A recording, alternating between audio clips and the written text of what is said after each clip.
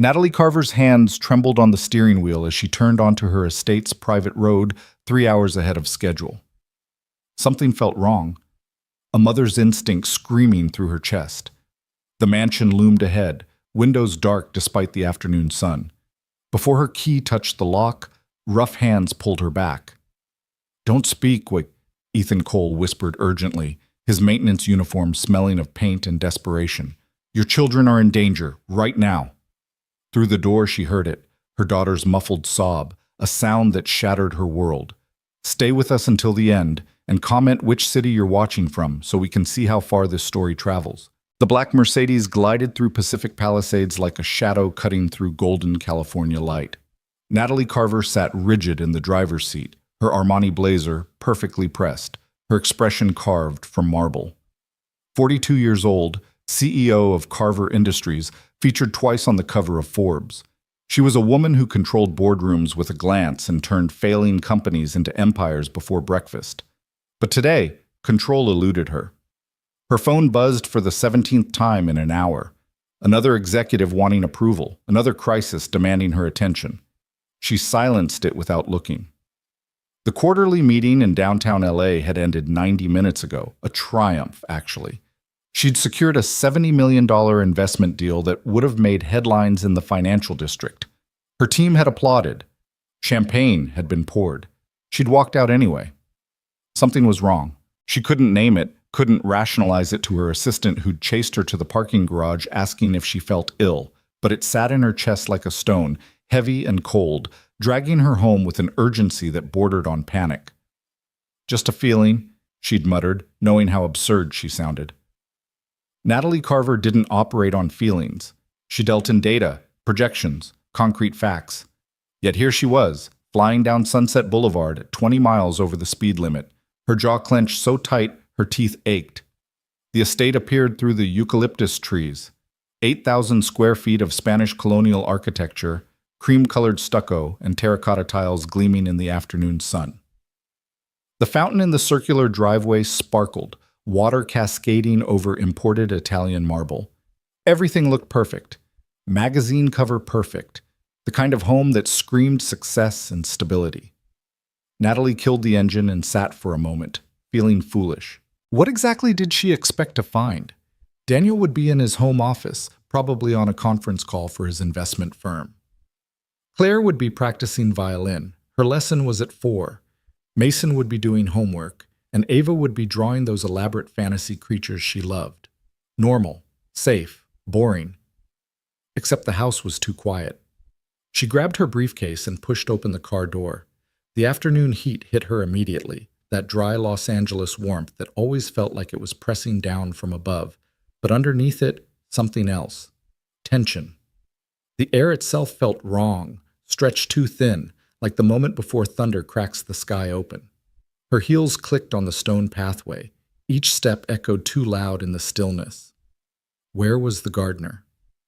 Usually Miguel was trimming hedges this time of day, his portable radio playing Spanish ballads. The flower beds looked pristine but empty. Even the birds seemed subdued, their afternoon chatter reduced to nervous chirps. Natalie's hand reached for her keys, but before metal touched lock, someone grabbed her wrist. She spun, instinct flooding her veins with adrenaline, her other hand already swinging her briefcase as a weapon. A man stepped from the shadows of the portico, his calloused palm raised in surrender. Ethan Cole, the maintenance supervisor. 50-something, with silver threading through dark hair and permanent creases around his eyes, from years squinting in the sun. He wore his standard uniform, navy work shirt with his name embroidered over the pocket, canvas pants stained with wood varnish. "Mrs. Carver," he breathed, his voice barely above a whisper. "Don't speak, please." She opened her mouth to demand an explanation, to ask why the hell her employee was manhandling her on her own doorstep, but something in his expression stopped her cold. His eyes were desperate, red-rimmed like he'd been crying or hadn't slept in days. His jaw worked silently, muscle jumping beneath weathered skin. "Your children," he said, each word careful and heavy. "They're in danger, right now." The stone in her chest became a boulder. Her briefcase hit the ground with a thud she barely registered. "What do you—" Ethan's finger pressed to his lips, urgent, almost violent. He pointed toward the house with his other hand, toward the massive oak front door with its beveled glass panels. Through the distortion, Natalie could make out shapes in the foyer, someone moving in the living room beyond. Then she heard it. Faint, muffled, but unmistakable. A child crying. Not the dramatic wail of a scraped knee or the whine of a denied cookie. This was different, suppressed, frightened. The sound a child makes when they're trying desperately not to make any sound at all. Every instinct screamed at her to burst through that door. Natalie lunged forward, but Ethan's grip tightened on her wrist. "Not yet," he hissed. "You need to see first. You need to understand what's been happening. Let go of me right now, or I swear to God, he'll stop if he knows you're here." Ethan's voice cracked. "He'll make it seem normal, and you'll never know. You'll never believe. I've watched this for 6 months, Mrs. Carver. 6 months of hell while you traveled to New York and London and Tokyo. Someone had to witness. Someone had to collect proof." The world tilted. Natalie felt dizzy, her expensive heels suddenly unstable on stone she'd walked 1,000 times. "What are you talking about? Who are you talking about?" But she already knew. Deep in that place where mother's instinct lived, in the primitive part of her brain that predated logic and reason, she knew. Daniel, her husband. The man she'd married 8 years ago after a whirlwind courtship. Handsome, charming Daniel Mercer with his boarding school pedigree and family money. He'd seemed perfect, stable where her first marriage had been chaotic, mature where her children's biological father had been reckless. A ready-made father figure who'd promised to love her kids as his own. "Show me," Natalie heard herself say. Her voice sounded strange, distant. "Show me right now." Ethan released her wrist and moved to the side of the house, gesturing for her to follow. They walked along the exterior wall past the climbing bougainvillea her mother had planted when they'd bought this place 5 years ago. Past the window to the kitchen where Anna, their housekeeper, usually hummed while preparing dinner. The kitchen was dark, empty. "I sent Anna away," Ethan whispered, reading her thoughts. "Told her there was a gas leak, called her a taxi. She doesn't know. She's kind, but she doesn't see. She's too focused on her work." They reached the living room windows, floor-to-ceiling glass that Daniel had insisted on during the renovation. "Natural light," he'd said, "makes the space feel open." Now Natalie understood they also made perfect observation points. Ethan positioned her at an angle, hidden by the thick curtains that were drawn almost closed. A sliver of interior remained visible. He handed her something, a small pair of binoculars, compact but powerful. Theater binoculars, maybe. "Look," he said, "and please, Mrs. Carver, please stay quiet until you've seen everything." Her hand shook as she raised the binoculars. The living room jumped into focus, her living room with its custom furniture and original artwork, and the grand piano nobody played anymore. The Persian rug she'd bought at auction, the fireplace they gathered around at Christmas. And there, in the center of that beautiful room, her 3 children knelt on the hardwood floor. Claire was 12, her dark hair pulled back in the ponytail she'd worn to school that morning. Her violin case sat against the wall, but she wasn't practicing. She knelt with her back straight, hands folded in her lap, eyes fixed on the ground. Her face was blotchy and red. Mason, 10 years old, knelt beside his sister. His school uniform was rumpled, tie loosened. His glasses sat crooked on his nose, and his jaw trembled with the effort of staying still. Tears ran freely down his cheeks, dripping onto his white shirt. And Ava, 7-year-old Ava, with her wild blonde curls and gap-toothed smile. Natalie's baby girl who still slept with a stuffed elephant and believed in fairy gardens. She knelt smallest of all, her little mermaid backpack still strapped to her shoulders like she'd never been allowed to take it off. Her whole body shook with silent sobs. Natalie's vision went red at the edges. The binoculars shook violently in her grip. She started to lower them, to charge inside, but Ethan's hand on her shoulder stopped her. "Keep watching," he breathed. "He's about to come back." As if summoned, Daniel Mercer walked into frame. Natalie hadn't seen her husband in 3 days. She'd been in San Francisco for the pre-meeting before today's big pitch. He texted regularly, called twice.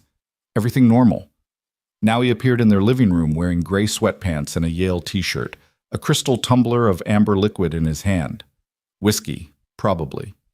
His dark hair was disheveled, his jaw covered in stubble. He looked nothing like the polished investment banker who left for work each morning in a three-piece suit. He circled the children slowly, taking a long drink. Natalie watched his mouth move. Even without hearing the words, she could see the cruelty in how he shaped them. Sharp, cutting.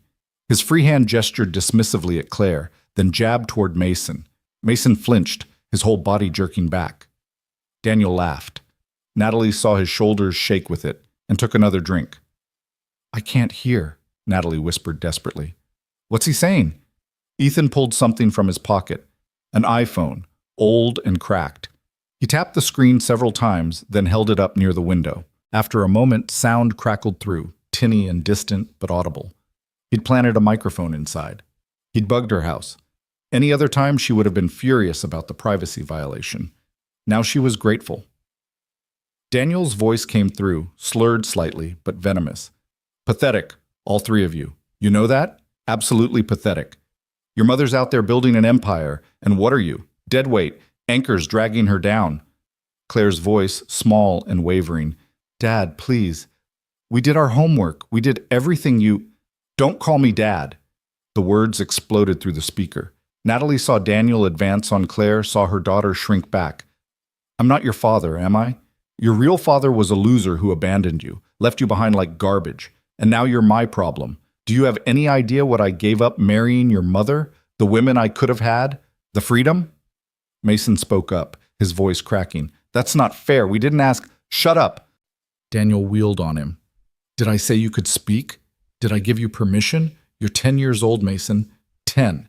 And you still can't tie your shoes properly. You still cry when things get difficult. What kind of man are you going to be? I'll tell you, a failure, just like your bio dad." Natalie's knees buckled. Ethan caught her, held her upright as the binoculars fell from her numb fingers. This couldn't be real. This couldn't be happening in her home. Daniel had always been strict, sure. He believed in discipline, in structure. But this? "How long?" she managed to ask, the words scraping her throat raw. 6 months that I know for certain," Ethan said quietly. "Maybe longer. It started small. I'd hear him raise his voice when I was fixing the fence or cleaning the pool. Just snippets through walls. I thought it was normal parent stuff at first. But it got worse. Consistent. Always when you traveled. He'd send Anna away, say the kids could manage for one evening. Then He gestured helplessly at the window. At the nightmare playing out in crystal clear detail. "Why didn't they tell me?" Natalie's voice broke. "Why didn't my children tell me?" "He threatened them," Ethan said. "I heard it 2 months ago. Told them if they said anything, you'd be so disappointed. Told them you were stressed with work, that they'd only burden you. Told Claire she'd be sent to boarding school if she made trouble. Told Mason that real men don't tattle.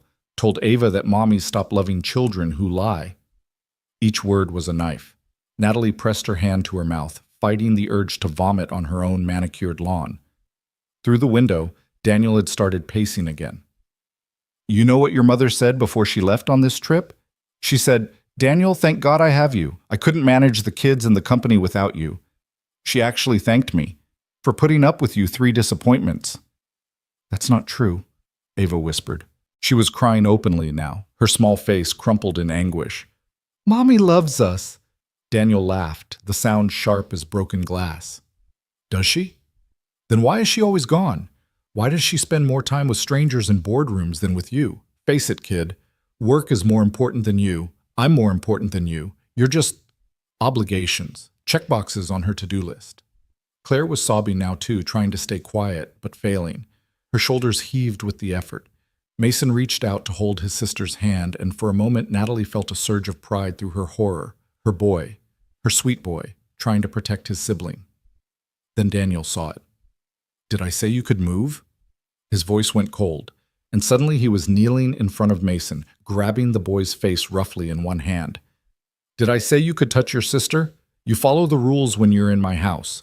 You kneel. You stay silent.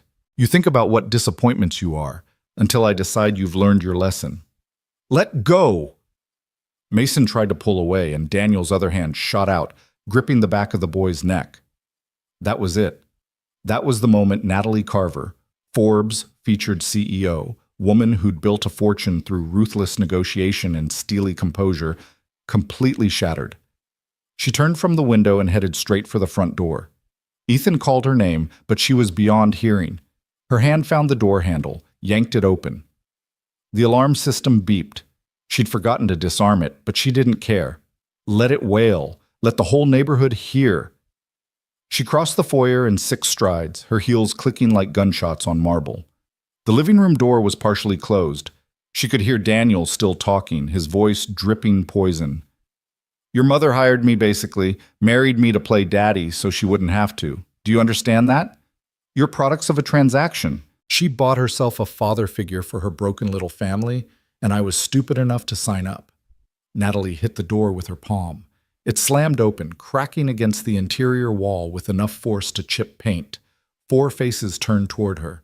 3 children, expressions cycling rapidly from fear to confusion to desperate, fragile hope. And one man, her husband, frozen with his hand still on Mason's neck, whiskey glass arrested halfway to his lips. For a moment, nobody moved. The grandfather clock in the corner ticked, the air conditioning hummed. A car alarm went off somewhere down the street, distant and irrelevant. Then Ava screamed, "Mommy!" and the spell broke. "Natalie?" Daniel released Mason and stood up smoothly, his expression rearranging itself into something approximating surprise. "You're home early. I didn't hear you come in." "Kids," Natalie said, her voice eerily calm despite the hurricane raging in her chest. "Stand up." Claire scrambled to her feet immediately, pulling Ava with her. Mason stood more slowly, rubbing his neck where red marks were already blooming. They all stared at their mother like she was a ghost, like they couldn't quite believe she was real. "Go to the kitchen," Natalie continued. "All 3 of you, now." "Natalie, wait," Daniel started, setting his glass down on the coffee table. "This isn't what it looks like. The kids were misbehaving, and I said now!" Natalie's voice rose to a roar that made even Daniel step back. "Go!" The children ran. Claire grabbed Ava's hand and practically dragged her from the room, Mason close behind. Natalie heard their footsteps pounding down the hallway, heard the kitchen door slam. Only when they were gone did she turn her full attention to the man she'd married. Daniel had recovered his composure. He straightened his shoulders, ran a hand through his hair, and gave her that charming smile that had won her over 8 years ago. "Honey, I know this looks bad, but you have to understand they were being impossible today." Claire talked back. Mason refused to do his homework, and Ava, "Shut up." Daniel blinked. "Excuse me?" "I said shut up." Natalie took a step into the room. Her hands were fists at her sides, nails digging crescents into her palms. "Don't say another word. Not one more word. Natalie, you're being dramatic. I'm their father figure, and sometimes discipline—" The door behind her opened. Ethan Cole walked in, still wearing his maintenance uniform, his old iPhone held up like a weapon. Daniel's face went pale, then flushed angry red. "What the hell is he doing in here? Natalie, why is the maintenance man in our private—" "Because I asked him to be," Natalie said softly, dangerously. "Ethan, show him." Ethan tapped his phone screen. Daniel's voice filled the room, recorded and damning. "Your mother hired me, basically. Married me to play daddy so she wouldn't have to—" Daniel lunged for the phone, but Ethan stepped back smoothly, still playing the recording. "Your real father was a loser who abandoned you, left you behind like garbage. Turn that off!" Daniel's composure was cracking, his handsome face contorting. "You have no right to record me in my own home. That's illegal. California's a 2-party consent state for private conversations," Natalie cut in. "But there are exceptions for documenting child abuse." She pulled her own phone from her blazer pocket. "And before you try to destroy Ethan's evidence, you should know I've just texted myself copies of everything. Every recording, every video. There are cameras, Daniel. He installed cameras." The color drained from Daniel's face completely. He looked from Natalie to Ethan and back again, his mouth opening and closing silently. "How long?" Natalie asked. "How long have you been terrorizing my children?" It was discipline. You don't understand how difficult How long?" "I don't know. A few months, maybe a year?" Daniel's voice climbed higher, panicked now. Natalie, you're always gone. Someone had to maintain order. Someone had to teach them respect. And respect? Natalie's laugh was hollow. You made them kneel on the floor like prisoners. You told them I don't love them. You grabbed my son by the neck. I barely touched him. He's fine. Kids need firm hands sometimes. My father used to. I don't give a damn what your father did. Natalie advanced on him, and despite being 6 inches taller and 70 pounds heavier, Daniel backed away. You terrorized children. You isolated them. You made them afraid in their own home, and you did it while I trusted you. While I worked myself to exhaustion, partly to provide for this family, and partly because you convinced me I could, because you had everything handled here. I did handle it. The house ran smoothly. The kids went to school and did their homework and hated coming home, Ethan said quietly. Mason started having panic attacks every day around 3 o'clock. Did you know that, Mrs. Carver? School nurse called me once because he was hyperventilating. I was listed as an emergency contact because Anna had put me down months ago when she couldn't reach you or Mr. Mercer. I picked him up, and you know what he said? He said, "Please don't tell Dad I got sick, please." Natalie felt tears burning behind her eyes, but she refused to let them fall. Not yet. Not while Daniel could see. "Natalie, please." Daniel's voice shifted, went soft and pleading. The voice he'd used when they were dating, when he'd promised to be her partner. "I love you. I love our family. I made mistakes, okay? I'll admit that. The drinking got out of hand and I said things I didn't mean, but we can fix this. We can do therapy. I'll cut back on work stress. There is no we." Natalie's voice was steel. "There is no our family. You are not part of my family. Not anymore. You can't just, I can." She pulled her phone up, showing him a number she'd already dialed. "This is my attorney. One tap, and I'm filing for divorce and a restraining order. One tap, Daniel. Give me a reason not to." He stared at her, and she watched him cycle through emotions. Anger, fear, calculation. She could see him weighing options, trying to find an angle. "Where will I go?" he asked finally.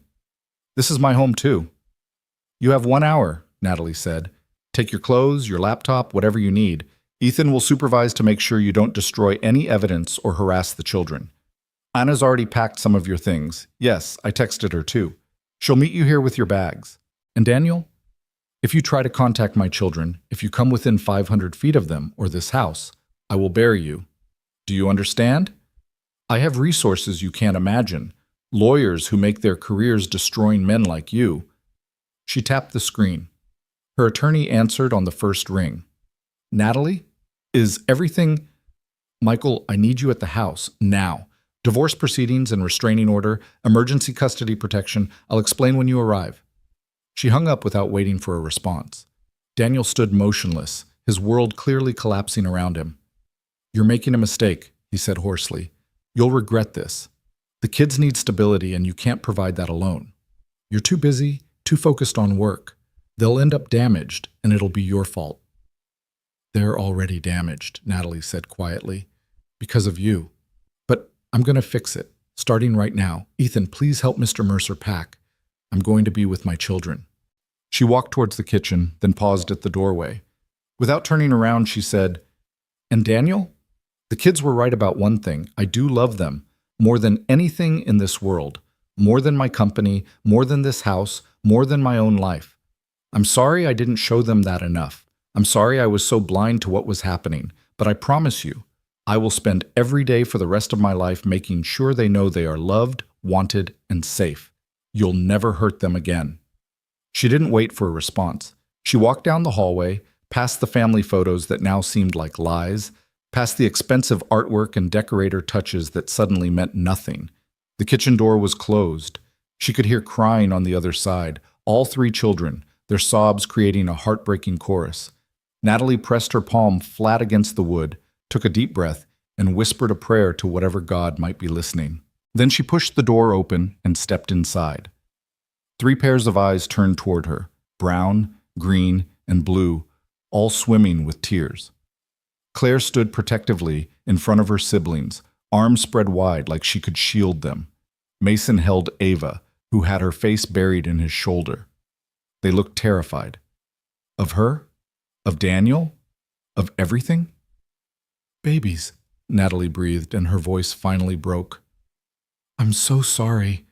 She dropped to her knees on the kitchen floor, the same floor where they'd eaten breakfast that morning, where Ava had spilled orange juice and Claire had complained about a math test. Normal, safe, everything she'd failed to protect.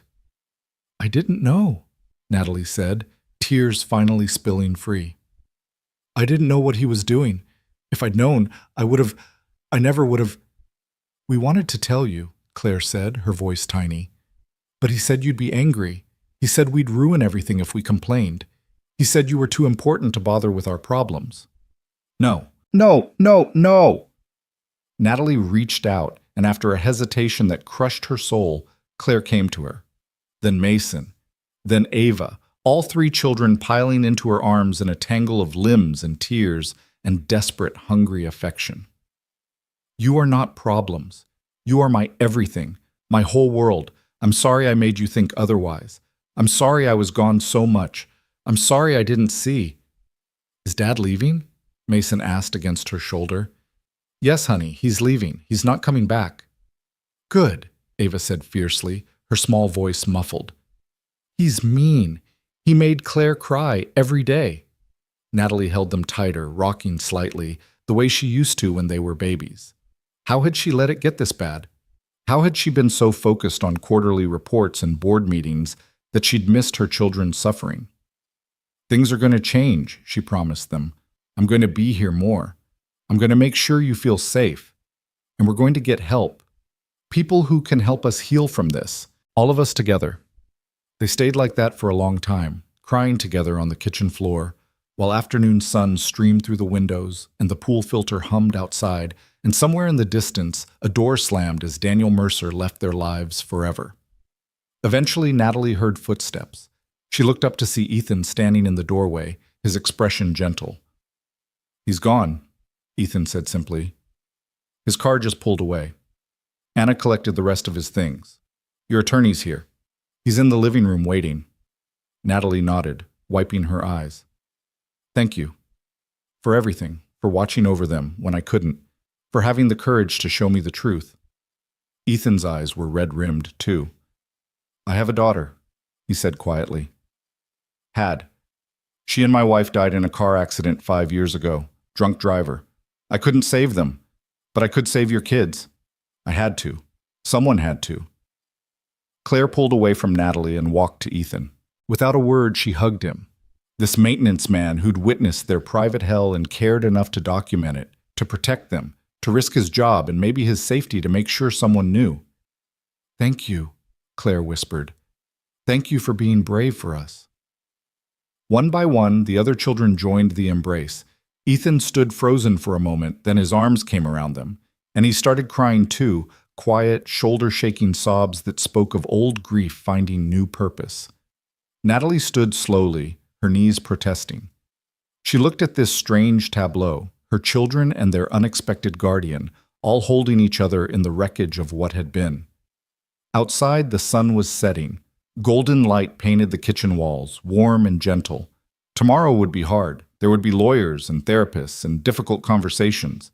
There would be healing that took months, maybe years. There would be nightmares and setbacks and moments when the damage seemed irreparable. But today, Natalie Carver had come home 3 hours early. Today, she had seen the truth. Today, she had chosen her children. And that, she thought as she joined the embrace, was where everything began again. The attorney left at 9:30, his briefcase stuffed with recordings, photographs, and a signed affidavit from Ethan Cole that detailed 6 months of systematic emotional abuse. Michael Reeves, a shark in a $3,000 suit, had listened to everything with the detached professionalism of a man who'd seen worse. But even he'd flinched when Ethan played the recording of Daniel grabbing Mason's neck. This is airtight, Michael had said, standing in the foyer with his phone already pressed to his ear, calling judges and filing emergency motions. Restraining order will be granted by morning. Custody is yours, no question. He won't get within shouting distance of those kids. I'll make sure of it. Now the house sat quiet in the darkness, every light blazing like Natalie could burn away the shadows with electricity alone. She'd checked every lock twice, set the alarm, even wedged a chair under the front door handle. Irrational, maybe. But Daniel still had keys, and she didn't trust his compliance. Tomorrow, the locksmith would come. Tonight, paranoia felt like survival. The children were upstairs. She'd tried to get them to eat dinner. Anna had left a casserole before departing in tears, apologizing over and over for not seeing what was happening under her nose. But no one had appetite. Claire had picked at rice. Mason had drunk some water. Ava had simply curled into Natalie's lap and refused to move until exhaustion finally claimed her. Natalie had carried her daughter upstairs at 8, tucking her into bed still wearing her little mermaid backpack because Ava had started crying when anyone tried to remove it. Some security object, Natalie realized, something Ava could carry, could control, in a world that had proven terrifyingly beyond her control. "Stay," Ava had whispered, her small hand gripping Natalie's wrist with surprising strength. "Please stay." "I'm not going anywhere, baby. I promise." "You said that before. You always go." The words had hit like bullets. Natalie had stretched out on the narrow twin bed. Ava curled against her chest and stared at the glow-in-the-dark stars on the ceiling until she felt her daughter's breathing even out into sleep. Even then, Ava's hand hadn't released its grip. It had taken 20 minutes to carefully extract herself, and another 10 to convince herself that Ava wouldn't wake up the moment she left. The baby monitor, dusty from years of disuse, now sat on the nightstand, volume turned all the way up. Mason had gone to his room without being asked, closing the door quietly behind him. When Natalie knocked 30 minutes later, he'd said he was fine in that tone that meant exactly the opposite. Through the door, she could hear him crying, muffled sobs he was trying to hide in his pillow. "Mason, honey, can I come in?" "I'm okay, Mom." "You don't have to be okay. None of us have to be okay right now." Silence. Then the door lock clicked open. Natalie pushed inside to find her son sitting on his bed in pajamas, his glasses on the nightstand, his face blotchy and swollen. His room looked exactly as it always did. Star Wars posters, Lego sets on shelves, homework scattered across his desk. Normal. But Mason looked shattered. "I should have been stronger," he said immediately, the words tumbling out like he'd been holding them behind a dam. "I should have protected Claire and Ava. I'm the only boy. I should have—" "Stop." Natalie sat beside him and pulled him close. "You're 10 years old. You shouldn't have to protect anyone from an adult. That was never your job. But I'm weak. Dad said—" He caught himself, winced. "Daniel said I cry too much. That I'll never be a real man because I'm soft." "Mason, look at me." She waited until his green eyes met hers. "Crying doesn't make you weak. Feeling things doesn't make you soft. You know what takes real strength? Surviving what you survived. Holding your sister's hands when you were scared too. That's courage. That's being a man in the ways that actually matter. He said you married him because I needed a father. Because I wasn't enough on my own." Natalie felt her heart crack wider. "Your father, your biological father, he had problems I couldn't fix. He left because of his issues, not because of anything you did or didn't do. And I married Daniel because I thought he'd be good for all of us. I was wrong. But you, Mason, you have always been enough, more than enough. You're smart and kind and funny, and I am so, so proud to be your mom." Mason started crying again, and this time he didn't try to hide it. Natalie held him the way she used to when he was small, rocking slightly, humming the lullaby her own mother had sung to her. Outside a car drove past. The house settled on its foundation with creaks that now sounded ominous instead of familiar. "Will he come back?" Mason asked eventually.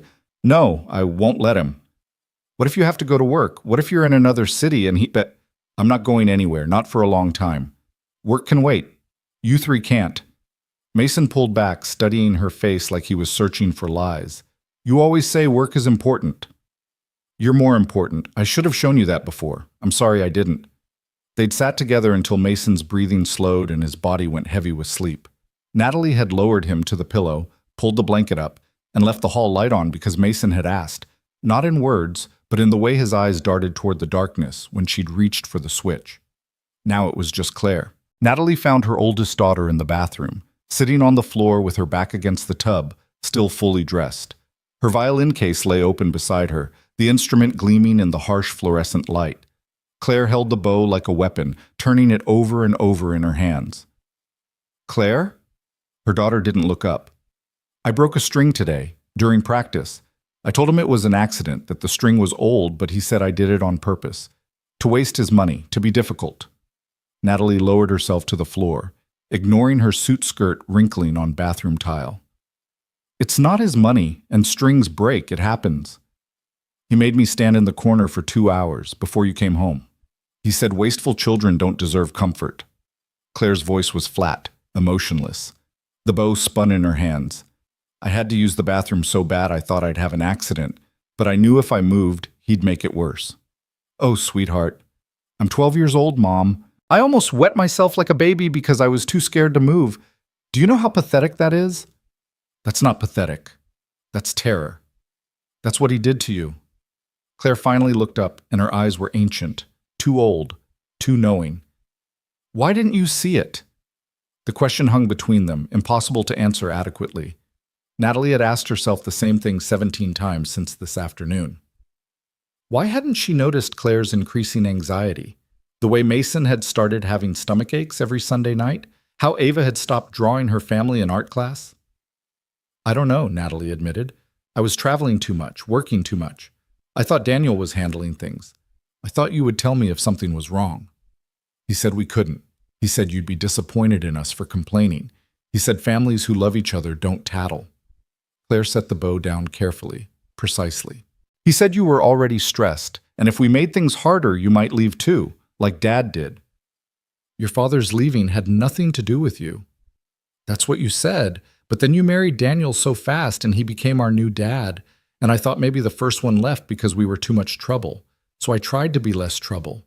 I tried so hard, Mom. The tears came then, silent and devastating. Claire cried like someone who'd learned to do it quietly, efficiently, without making too much noise or taking up too much space. Natalie gathered her daughter into her arms, appalled at how thin she'd gotten. Had Claire been skipping meals? Losing weight from stress? You are not trouble, Natalie said fiercely. You are my daughter, my brilliant, talented, beautiful daughter. And I failed you. I let work consume me. I let Daniel convince me everything was fine. I should have seen. I should have known. I wanted to tell you, so many times, but he'd be nice when you called. He'd stand there while I talked to you and smile, and I knew if I said anything, he'd make me pay for it later. That's over now. He's gone. He's never coming back. Claire pulled away, wiping her face roughly. But you'll go back to work eventually. You'll have trips, meetings. What if he finds a way? I quit. The words were out before Natalie had consciously decided to say them, but once spoken, they felt right. Inevitable. Claire blinked. What? I quit. Or I will tomorrow. I'm going to call the board and resign as CEO. I'll stay on as a consultant if they want, but only remotely. No more travel, no more 70-hour weeks. I'm done choosing work over you. Mom, you can't. You built that company. You love it. I love you more. Natalie cupped Claire's face in her hands. You and Mason and Ava. That's what matters. The company will survive without me, but you three need me here. Actually here. Not just physically present, but mentally checked in. I can't do both anymore, so I choose you. Daniel said, you'd never choose us over work. Daniel was wrong about a lot of things. They sat together on the cold bathroom floor, Claire's head on Natalie's shoulder, until the house sounds changed around them. The ice maker in the kitchen, the air conditioning cycling on. Normal sounds that had witnessed so much abnormal cruelty. I don't think I can sleep in my room tonight, Claire admitted quietly. Then sleep in mine, all three of you. We'll have a sleepover, like when you were little. We're too old for that. Nobody's too old for feeling safe. They gathered the children. Mason woke immediately, still on high alert, while Ava never fully surfaced from sleep and relocated to the master bedroom. Natalie's California king suddenly felt appropriately sized as three children arranged themselves across it. Ava claimed the middle, still clutching her backpack. Mason took the left side, pressed against the wall. Claire stretched out on the right, her violin case on the floor beside her like a security guard. Natalie took the chair in the corner, a blanket wrapped around her shoulders. She wouldn't sleep. Couldn't. Every sound made her jump. Was that a car in the driveway? Footsteps on the porch? Daniel had keys. Daniel knew the alarm code. Daniel could... Her phone buzzed. She grabbed it, heart hammering, then saw the caller ID. Ethan Cole. She stepped into the hallway, pulling the door mostly closed. Hello? Mrs. Carver, sorry to call so late. I just wanted to check. Are you all okay? We're managing. The kids are scared. I don't think any of us will sleep much tonight. I'm parked outside. Natalie moved to the window at the end of the hall. Sure enough, a beat-up Ford truck sat at the curb, barely visible under the streetlight. She could make out Ethan's silhouette in the driver's seat. You don't need to do that, she said, though relief flooded through her. I know, but I will anyway. At least for tonight. Until you get the locks changed and feel secure. I've got a thermos of coffee and a good book. I'm not going anywhere. Ethan, I don't know how to thank you. You don't have to. Just take care of those kids. They're good ones. They deserve better than what they got. After they hung up, Natalie stood at the window for a long moment, watching that truck. A virtual stranger, a man she'd barely spoken to beyond the sprinklers need adjusting or can you fix the back gate, sitting guard outside her house because he cared more about her children's safety than most of her actual family. She thought about calling her mother in Connecticut, but it was past midnight on the East Coast and explaining this nightmare at 1 a.m. felt impossible. Her sister would say, I told you Daniel was too good to be true, with that smug older sibling superiority. Her brother would offer money and solutions without actually listening. They meant well, but they didn't understand. Instead, she texted her assistant. Taking indefinite leave, cancel everything, we'll explain later. Then her VP of operations, call emergency board meeting for tomorrow, need to discuss leadership transition. The responses came quickly, confusion, concern, questions she didn't answer. She silenced her phone and returned to the bedroom. The children were actually sleeping, exhaustion finally overwhelming fear. Ava's mouth hung open slightly. Mason had curled into a ball, knees tucked to his chest. Claire's hand rested near her violin case, fingers twitching slightly like she was playing in her dreams. Natalie settled back into the chair and watched them breathe. How many nights had she missed this?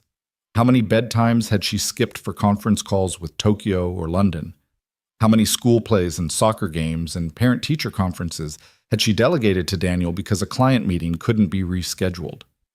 She'd built an empire, put her face on magazine covers, made Forbes' most powerful women list 3 years running, and in doing so, she'd handed her children to a monster and called it good parenting. The shame was physical, a weight in her chest that made breathing difficult. Her phone buzzed again. Michael Reeves. Restraining order granted. Effective immediately. 500-yard minimum distance. Any violation means immediate arrest. You're covered. Small mercy, but restraining orders were paper. They didn't stop determined men. They just gave you legal recourse after they'd already done damage. Around 2 a.m., Ava woke up screaming. Natalie was beside her in seconds, gathering her daughter close. Shh, baby. I'm here. You're safe. He was here.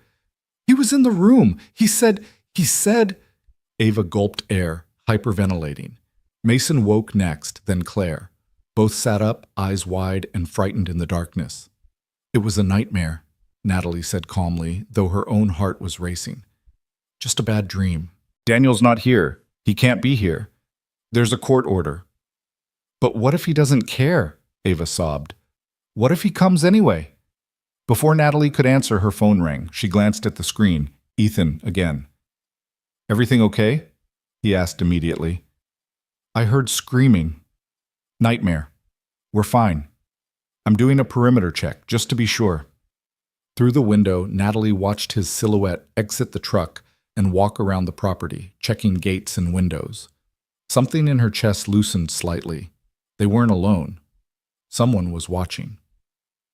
There's a man outside, Claire said, peering around her mother. In our yard.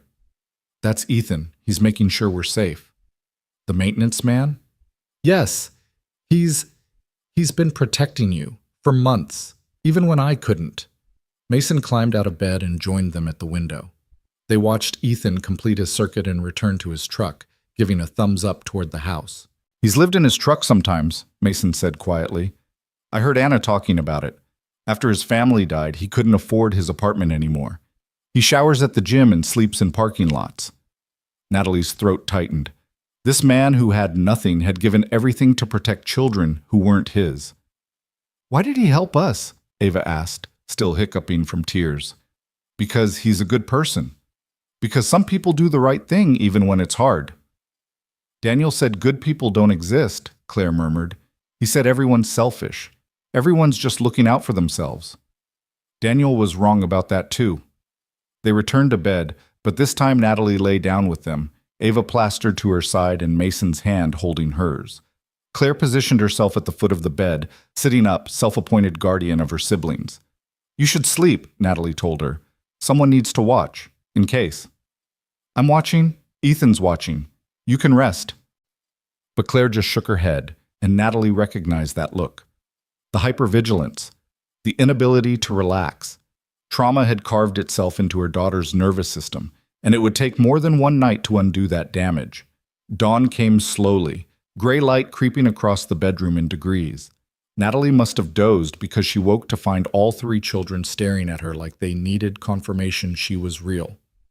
Morning, she said, her voice rough from disuse. You stayed, Ava whispered, like this was miraculous. I told you I would. But you usually leave before we wake up, for work. Another knife of guilt. How many mornings had she snuck out at 5 a.m. to beat traffic, leaving Daniel to handle breakfast and school prep? Hundreds, probably. Thousands over 8 years. Not anymore, Natalie said. From now on, I'm here for breakfast, for dinner, for everything in between. Mason's stomach growled audibly, breaking the tension. Despite everything, they all laughed, tentative and fragile, but real. I'll make pancakes, Natalie announced, then paused. Or we could order them. I should probably mention I'm a terrible cook. Daniel wouldn't let us have pancakes, Claire said. He said they're wasteful, too much sugar. Well, Daniel doesn't make the rules anymore. Pancakes it is. Extra syrup. They migrated downstairs as a unit, none of the children willing to separate from Natalie or each other. The kitchen looked different in morning light, less crime scene, more just a kitchen. But the memory of yesterday hung heavy. Natalie's phone exploded with messages the moment she turned it back on. Her mother. What's this about taking leave? Her sister. Call me immediately. Her assistant. The board is in emergency session. They need you. Her VP.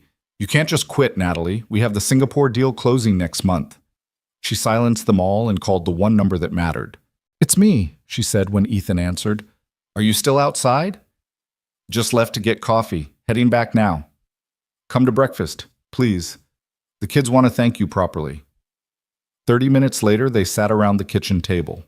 Natalie, her 3 children, and a maintenance man who'd appointed himself their guardian. IHOP delivery boxes covered the surface. Pancakes, waffles, French toast, bacon, eggs, orange juice. Too much food, but nobody cared. Ava ate an entire Mickey Mouse pancake. Mason had seconds of everything. Claire picked at her food but managed more than Natalie had seen her eat in months. Mr. Cole, Claire said suddenly, why did you install the cameras? Ethan set down his coffee, considering his answer carefully. I have had a daughter, Emily. She'd be about your age now, Claire, 13 this year. His voice caught. I couldn't protect her from the drunk driver who hit their car, but I could protect you. I had to. It would have killed me to stand by and do nothing. Thank you, Claire said simply, for doing what you didn't have to do. You're welcome. Where will you go now? Mason asked. Now that you don't have to watch us anymore? I haven't thought that far ahead. Natalie had, though. She'd been thinking about it since 3 a.m. when sleep proved impossible. I have a guest house, she said.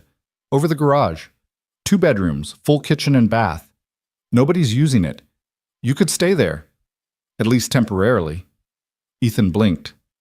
Mrs. Carver. Natalie. And I'm serious.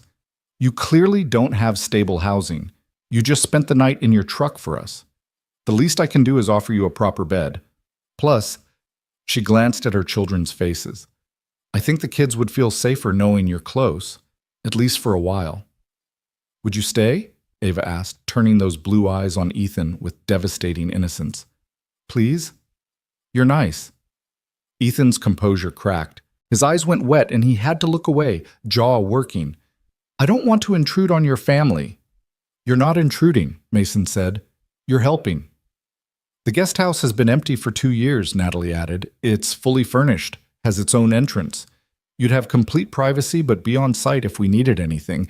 And frankly, having someone here I trust would make me feel better about security until things settle. I can't pay rent. Not much anyway. I don't want rent. I want someone I trust nearby. Someone who proved they care about my children's well-being more than their own comfort.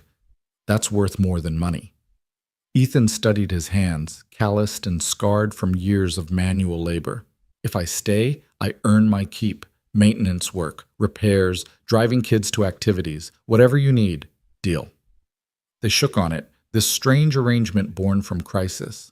A billionaire CEO and a maintenance man, bound together by 3 traumatized children and a shared understanding that money couldn't fix everything, but presence might help. After breakfast, Natalie called her board. I'm resigning as CEO, she announced without preamble. Effective immediately. I'll consult remotely for 3 months to ensure smooth transition, but I'm done with the day-to-day operations. The explosion of voices was predictable. Protests, arguments, pleas. She let them run their course, then said simply, My children need me. That's non-negotiable. Promote Jennifer to CEO. She's been ready for years. I'll stay on the board if you want, but my executive duties end today. You're making a mistake, someone said. No, working 80 hours a week while my kids suffered in silence was the mistake. This is a correction. She hung up before they could argue further and felt something lift from her shoulders. Fear, maybe, or the crushing weight of trying to be everything to everyone and failing catastrophically at the things that mattered most. The locksmith arrived at 10. By noon, every lock in the house had been changed. New alarm code, motion sensors on the perimeter. Ethan supervised the installation with the intensity of a man who'd clearly done security work before. You were military, Natalie observed, watching him check camera angles. Marines, 2 tours, learned a lot about threat assessment. He adjusted a sensor. Your previous system was garbage. Anyone with YouTube in 15 minutes could have bypassed it. Is Daniel that kind of threat? Ethan's expression went grim. He's a coward who attacks children. That makes him unpredictable. Better to overprotect than underestimate. Anna returned in the afternoon, still crying, apologizing in Spanish and English. I should have seen, Senora. I should have known. You didn't know because he hid it well, Natalie assured her. You're not responsible. But I was here. I cleaned their rooms. I made their lunches. How did I miss? Because predators are good at hiding. Because he waited until you left. Because he manipulated everyone. Natalie took the housekeeper's hands. Anna, I need you now more than ever. The kids need normal. They need your cooking and your kindness and your terrible jokes that make Mason groan. Can you do that? Anna nodded fiercely, wiping her eyes. See, of course. Anything for the babies. The therapist arrived at 3. Dr. Sarah Chen, recommended by Michael Reeves as the best child trauma specialist in Los Angeles. 50-something, kind eyes, zero nonsense. She spent 20 minutes with each child individually, then an hour with all 3 together. Natalie watched through the one-way mirror in her home office. Another installation from the afternoon, making space for therapy sessions so the children wouldn't have to leave their safe zone. They're resilient, Doctor, Chen said afterwards, sitting across from Natalie in the office.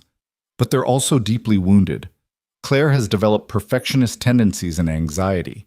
Mason shows signs of PTSD. Ava has attachment trauma. None of it is permanent, but healing will take time. Months, maybe years. Whatever it takes. Good. Because they need you present. Not just physically, but emotionally. No checking email during dinner. No working late while they're still awake. Your presence is the medicine right now. I resigned this morning, Dr. Chen smiled. Then you're ahead of where most parents start. They scheduled sessions, twice weekly for each child individually, plus family therapy on Saturdays. Dr. Chen also recommended a therapist for Natalie. You experienced trauma too, witnessing what happened to them, and gave them homework. trust exercises, communication strategies, ways to help the children feel safe expressing their needs. That evening, they ordered pizza and ate in the living room, the same room where yesterday's horror had unfolded. Natalie had considered avoiding it, but Dr. Chen had advised against it. You reclaim spaces by creating new memories in them, she'd said. Make that room about laughter and family time instead of fear. So they sprawled on the floor with pizza boxes and paper plates, watching an animated movie Mason had picked. Ethan joined them, sitting slightly apart until Ava dragged him closer. You're part of family movie night now, she declared. I am? Yes, because you're our friend, and friends watch movies together. Natalie caught Ethan's expression, stunned gratitude mixed with grief for the family he'd lost.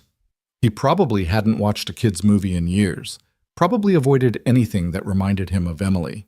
But he stayed. And somewhere around the scene where the characters sang about found family, Natalie saw him wipe his eyes discreetly.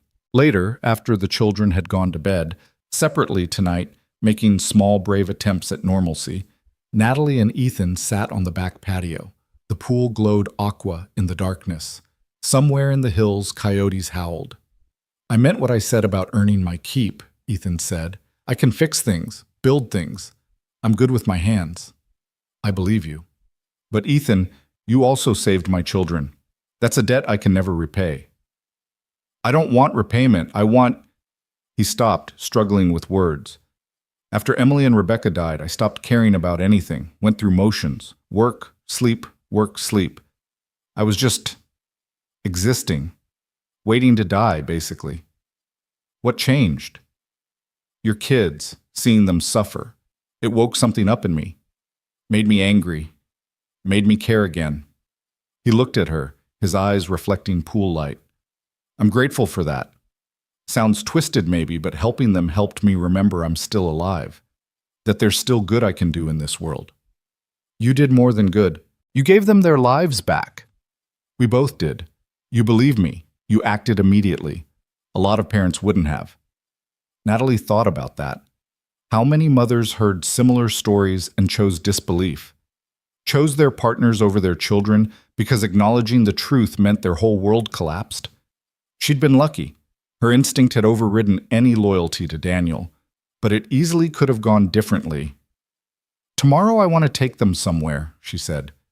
Somewhere that feels safe and happy. Maybe the beach? The beach is good. Open space. Hard for anyone to approach unnoticed. You're still thinking about security. Always. Until Daniel's proved he's not a threat. Even then, probably. They sat in comfortable silence, two broken people beginning to heal through unlikely friendship and shared purpose. Inside, a child cried out. Both Natalie and Ethan stood immediately, but then they heard Claire's voice, murmuring something soothing to Ava. The crying stopped, a door closed softly. They're taking care of each other, Ethan observed. They always have. I just didn't realize how much they'd had to. Natalie's phone buzzed. Daniel's number. She almost didn't answer, but Ethan gestured for her to pick up. He was already recording on his own device. Evidence, if needed. What do you want? Natalie said coldly. I want to see my kids. Daniel sounded drunk, his words slurring.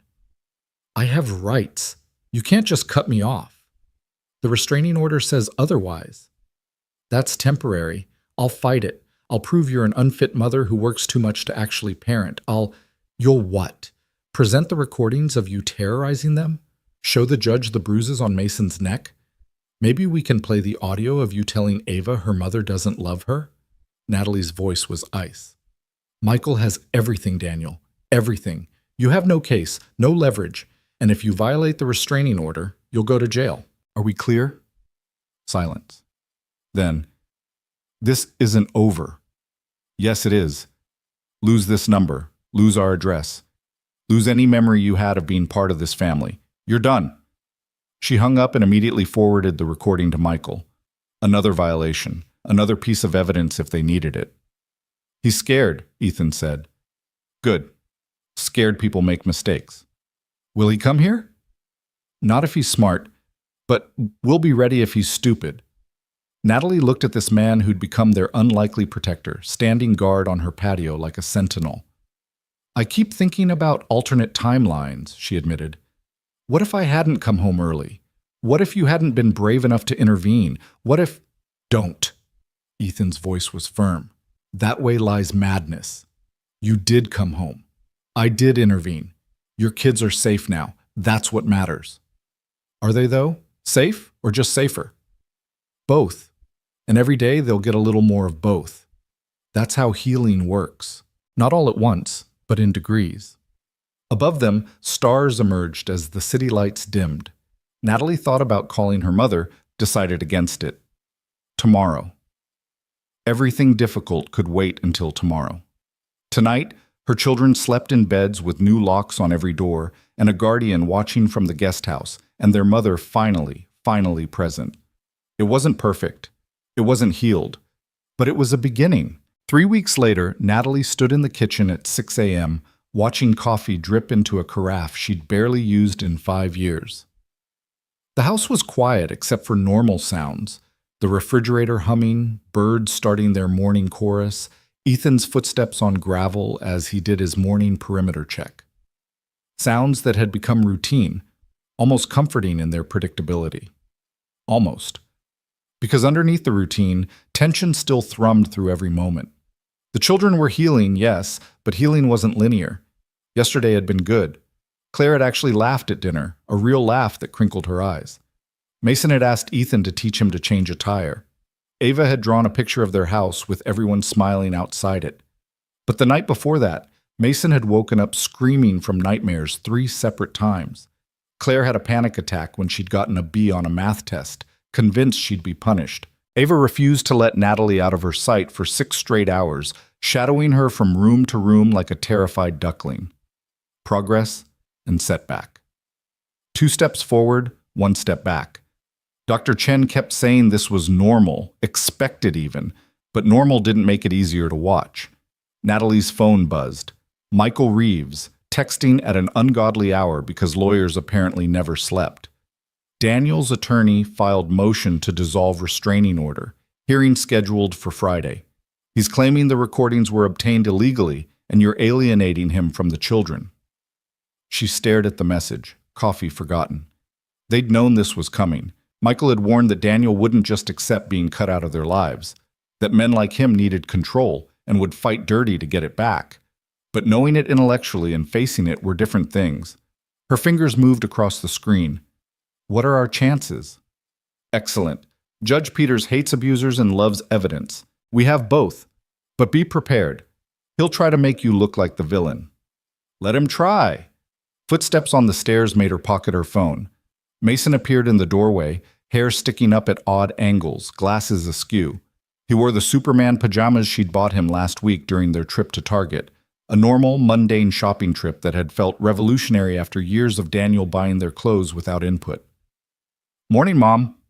Morning, sweetheart. You're up early. Couldn't sleep. He climbed onto a bar stool at the kitchen island, watching her pour orange juice.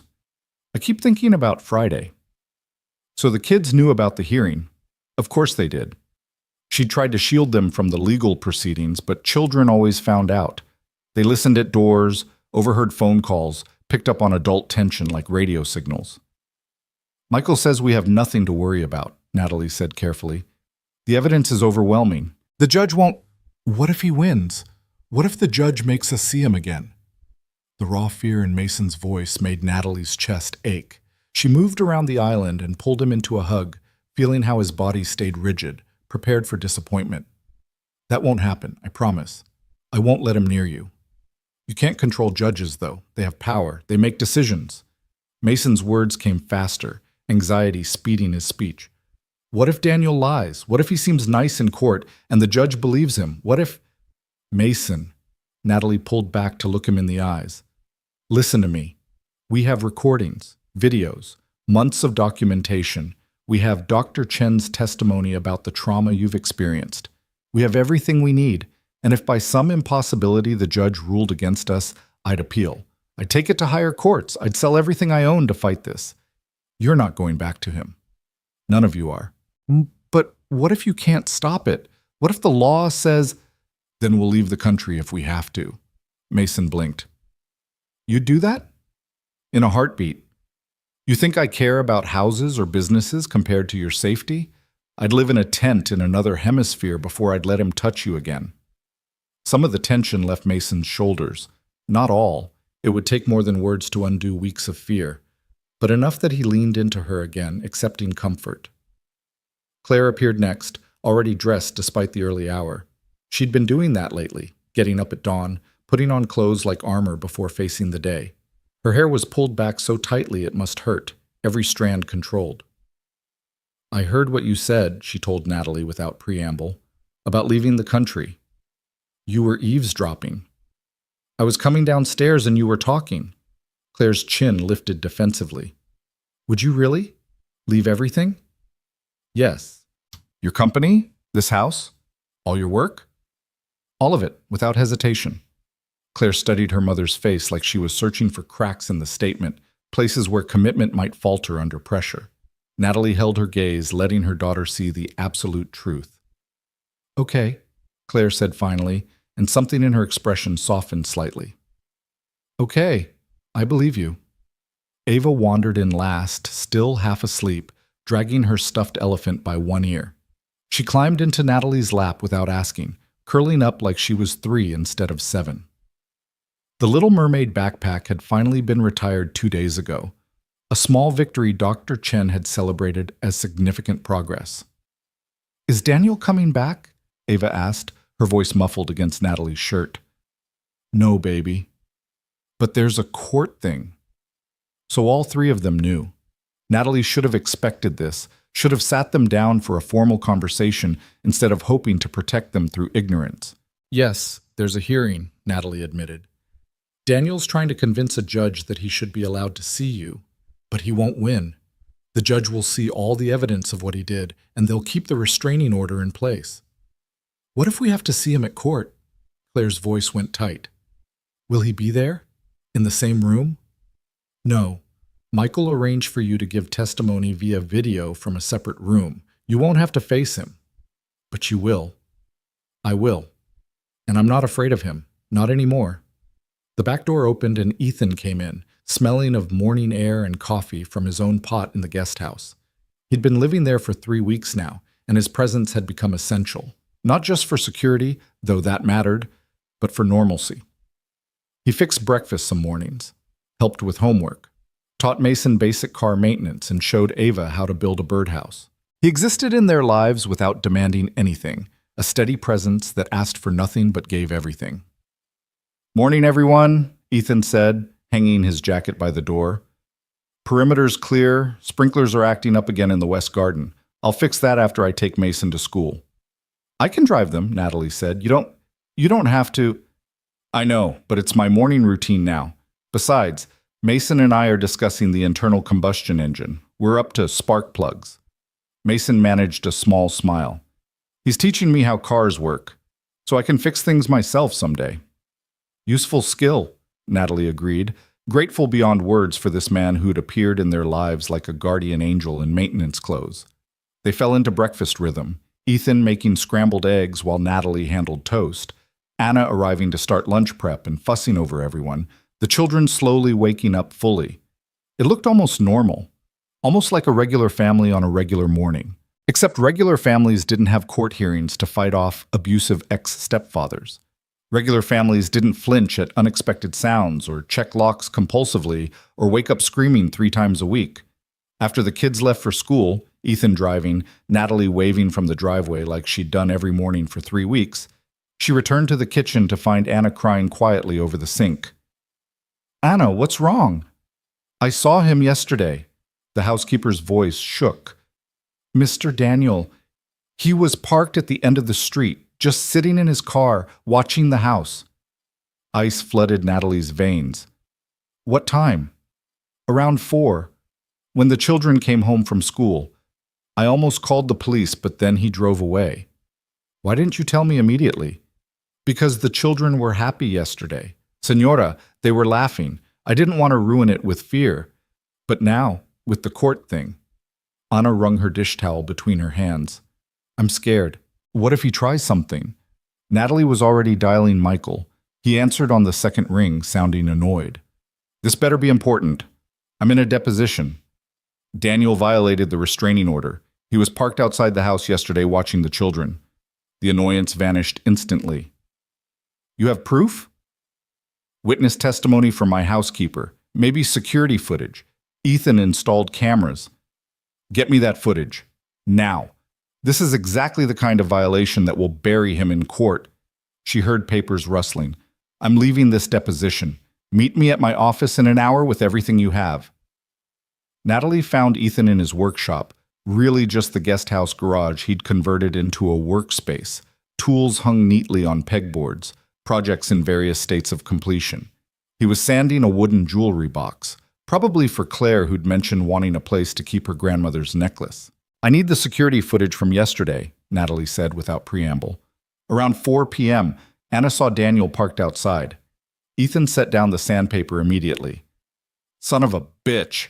I was inside repairing the dishwasher. I didn't see him. Can you pull the footage? Already on it. He moved to a laptop set up on a workbench, fingers flying over keys. Multiple camera angles appeared on screen: front gate, street view, side yard, back patio.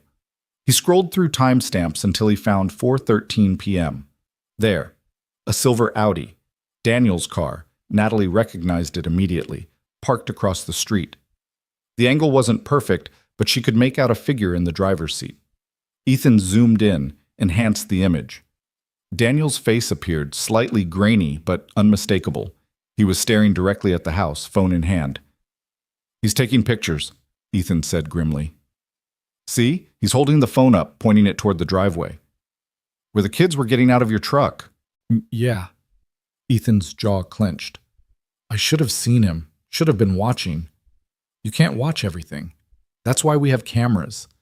Natalie pulled out her phone. Send this to my email. Michael needs it immediately. While Ethan worked on the transfer, Natalie called the police. She explained about the restraining order, the violation, the footage. The officer who responded sounded bored until she mentioned the recording devices. You have video evidence, time-stamped? Yes, crystal clear. We'll send a unit to document the report. Don't delete anything. And ma'am, if he shows up again, call 911 immediately. Restraining order violations are taken seriously, especially involving children. After she hung up, Natalie sank into the folding chair Ethan kept in the garage. Her hands were shaking, adrenaline making her fingers twitch. He's not going to stop, she said quietly. Is he? Even with legal consequences, even with everything against him, he's going to keep trying. Ethan crouched in front of her, his weathered face serious. Men like Daniel don't accept losing control easily. In his mind, you took something that belonged to him. Not people he loved, property. And he wants it back. The kids aren't property. We know that. He doesn't. Ethan stood, pacing the small space. I've seen this before. Guys who snap when their authority is challenged. Most of them are cowards who back down at the first real resistance. But some... He trailed off, shaking his head. Some what? Some escalate. They can't handle the humiliation of losing, so they double down, get dangerous. You think Daniel's dangerous? Physically dangerous? I think he's drunk most evenings, desperate and losing everything. That's a volatile combination. Ethan met her eyes. I'm not trying to scare you, I'm trying to prepare you. We need better security, not just cameras, actual security, personnel. You mean bodyguards? I mean professionals who know how to protect high-risk families. People who can escort the kids to school, watch the house, respond if something happens. I'm one man, Natalie. I can't be everywhere at once. The use of her first name, he rarely did that, emphasized his seriousness. Natalie wanted to argue, to say it was excessive, that Daniel wouldn't actually hurt anyone. But she'd thought he wouldn't hurt the children emotionally either, and she'd been catastrophically wrong. Okay, she said. Arrange it. Whatever you think we need. It'll be expensive. I don't care. Price isn't a factor when it comes to their safety. Ethan nodded and pulled out his phone. I know some people from my Marine days, good people who do private security now. I'll make calls. By noon, 2 former Marines, Jackson and Torres, both built like refrigerators and trained in executive protection, were walking the property with Ethan, identifying vulnerabilities. By 3 p.m., they'd installed additional motion sensors, upgraded the gate security, and established a rotation schedule. One of them would be on site at all times, 24/7, until the threat was neutralized. "This feels like overkill," Natalie murmured, watching Jackson test the panic buttons he'd installed in every room. "Better overkill than underkill," Torres replied. She was smaller than Jackson, but moved with deadly efficiency. "Your ex sounds unstable. Unstable people are unpredictable. We prepare for worst-case scenarios so they never happen." When the children came home from school, they froze at the sight of two strangers in tactical gear examining their house. "It's okay," Natalie said quickly, intercepting their fear. "These are friends of Ethan's, Jackson and Torres. They're going to help make sure we're safe." "Why?" Claire asked, her voice sharp with suspicion. "Did something happen?" There was no point lying. They'd find out anyway, and lies destroyed trust. "Daniel was parked outside the house yesterday," Natalie admitted. "He violated the restraining order. We have footage, and the police are involved. These two are here to make sure he doesn't try it again." Mason went pale. "He was watching us?" "He was. But he can't now. Not with cameras and security and people watching. He made a mistake, and it's going to cost him in court." "When's court?" Ava asked, clutching her elephant tighter. "Friday, 3 days from now." "Will we have to see him?" "No. You'll give your statements from a separate room via video. He won't be able to see you or talk to you. And when it's over, the judge will keep the restraining order in place, probably make it permanent. This is almost finished, babies. Just a few more days." But 3 days felt like an eternity when every moment held potential danger. That evening, Michael arrived with a briefcase full of documents and a grim expression. "I filed an emergency motion based on the violation," he said, spreading papers across the dining room table. "Judge Peters is furious. She's added the violation to Friday's hearing and indicated she's inclined to extend the restraining order to a permanent injunction. Daniel's attorney tried to claim he was just driving through the neighborhood, but the footage proves he was stationary for 17 minutes. That's surveillance, not coincidence." "What's Daniel's strategy going to be in court?" Natalie asked. "He'll paint himself as the victim. The caring stepfather unjustly separated from children he loves. He'll claim you're vindictive, that you manipulated evidence, that his discipline was taken out of context." Michael's expression was hard. "It's bullshit, and I'll eviscerate it. But you need to be prepared for him to lie, convincingly. He'll cry. He'll talk about how much he misses them. He'll probably bring character witnesses, colleagues, friends who've never seen his private behavior. Will it work? Not with Judge Peters. She's seen this exact performance 100 times. And we have something abusers rarely face, concrete evidence. The recordings are devastating. Dr. Chen's testimony about the trauma is ironclad. And the kids' own statements, Michael pulled out transcripts of their therapy sessions, provided by Dr. Chen with the children's permission. Claire's description of being made to stand in corners for hours, Mason's panic attacks, Ava's nightmares. No judge can read this and side with him. But he'll try. He'll try. That's all he can do.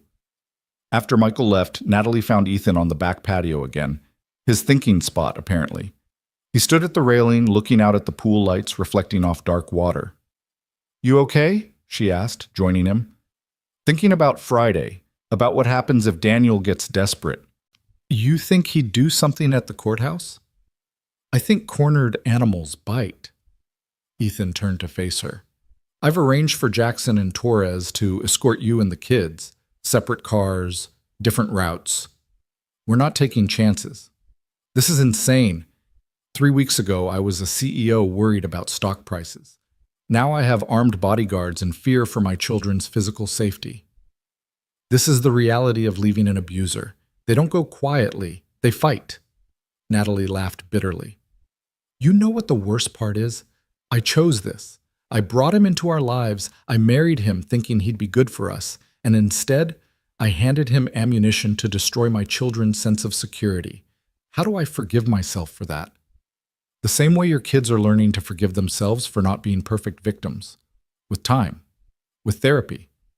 With understanding that you made the best decision you could with the information you had." Ethan's voice was gentle. "You couldn't have known what he was hiding. Abusers are skilled at deception. That's what makes them dangerous. I should have known. I'm their mother. And you're also human, fallible, capable of being fooled. He paused, weighing words. I couldn't save my daughter from a drunk driver. I replay that day constantly. What if we'd left 5 minutes earlier, 5 minutes later? What if I'd driven instead of letting Rebecca drive? What if? It'll make you crazy if you let it. How do you live with it? By making different choices now. By saving who I can save. By turning tragedy into purpose. He gestured toward the house where 3 children slept under heavy protection. Your kids are alive. They're healing. You caught the abuse before it destroyed them completely. That's what matters. Not your guilt, not your self-flagellation, your action going forward. Natalie felt tears building again. She'd cried more in 3 weeks than in the previous 10 years combined. I'm terrified of Friday. I know. What if something goes wrong? What if Daniel? Then we handle it. Together. You're not alone in this anymore. The word together settled something in her chest. She'd been alone for so long, alone in her marriage to a man who'd turned out to be a monster, alone in her company where every decision was ultimately hers, alone in the crushing responsibility of single parenting while maintaining a career. But now she had Ethan, had Jackson and Torres, had Michael and Dr. Chen and Anna, a whole network of people who'd appeared in her darkest moment and decided to stay. Thursday passed in anxious preparation. Michael drilled Natalie on testimony, what to say, what not to say, how to stay calm under cross-examination. Dr. Chen came to the house to prepare the children for giving their statements, walking them through the process until they felt as comfortable as possible with something inherently uncomfortable. Remember, Dr. Chen told them, sitting in the living room with all 3 kids, you're not on trial, you're not in trouble, you're simply telling the truth about what happened to you. The judge needs to hear your voices to make the right decision. What if we cry? Ava asked. Then you cry. That's okay. Crying shows the judge that these events affected you, that they were real and painful. There's no shame in tears. What if Daniel gets mad? Mason's voice was barely a whisper. He can't hurt you. He won't even be in the same room. And even if he was, there are security officers in the courthouse. He can't touch you. His power over you is gone. That night, none of the children slept in their own beds. They all ended up in Natalie's room again, clustered together like they were physically holding each other up. Natalie lay awake listening to their breathing, memorizing it, praying to God she wasn't sure she believed in that tomorrow would go smoothly. At 3 a.m., her phone buzzed. Unknown number. She almost ignored it, then something made her answer. Natalie. Daniel's voice slurred and desperate. Please, I need to talk to you. She sat up carefully, not wanting to wake the children, and moved into the hallway. Ethan's light was on in the guest house. He'd see if she needed help. You're violating the restraining order by calling me. I don't care. I'm losing everything. My job found out about the accusations. They put me on leave. My family won't talk to me. I have nothing, Natalie. Nothing. You did this to yourself. No, you did this. You took my family. You turned my kids against me. They were never your kids, and they turned against you because you terrorized them. I was disciplining them. Someone had to. You were never here. His voice rose to a shout. You abandoned them for your precious career, and I was left to deal with 3 spoiled brats who didn't respect authority. Natalie's hand tightened on the phone. Is that what you're telling yourself? That you're the victim here? I am the victim. I gave up my freedom to marry you. I took on your damaged children. I played father to kids who weren't mine. And this is how you repay me? By destroying my life? You destroyed your own life when you made children kneel on floors and told them they were unloved. I never... He stopped, breathing hard. It wasn't like that. The recordings are taken out of context. There's no context that makes what you did acceptable. I want to see them. Before court. I want to explain. They need to understand. Absolutely not. Please, Natalie, please. I'm begging. Just 5 minutes. I'll apologize. I'll tell them I was wrong. Just let me... No. And you need to hang up now before I record this call and add it to the evidence pile. You're making a mistake. If I lose tomorrow, I have nothing to lose. Do you understand? Nothing to lose. The threat was obvious. Natalie's blood went cold. Are you threatening my children? I'm telling you the truth. A man with nothing to lose is dangerous. Think about that. The line went dead. Natalie stood frozen in the hallway, Daniel's words echoing in her mind. Then she was running down the stairs, across the yard, pounding on the guest house door. Ethan answered in seconds, already dressed, clearly never having slept. What happened? Daniel called. He's drunk. He made threats.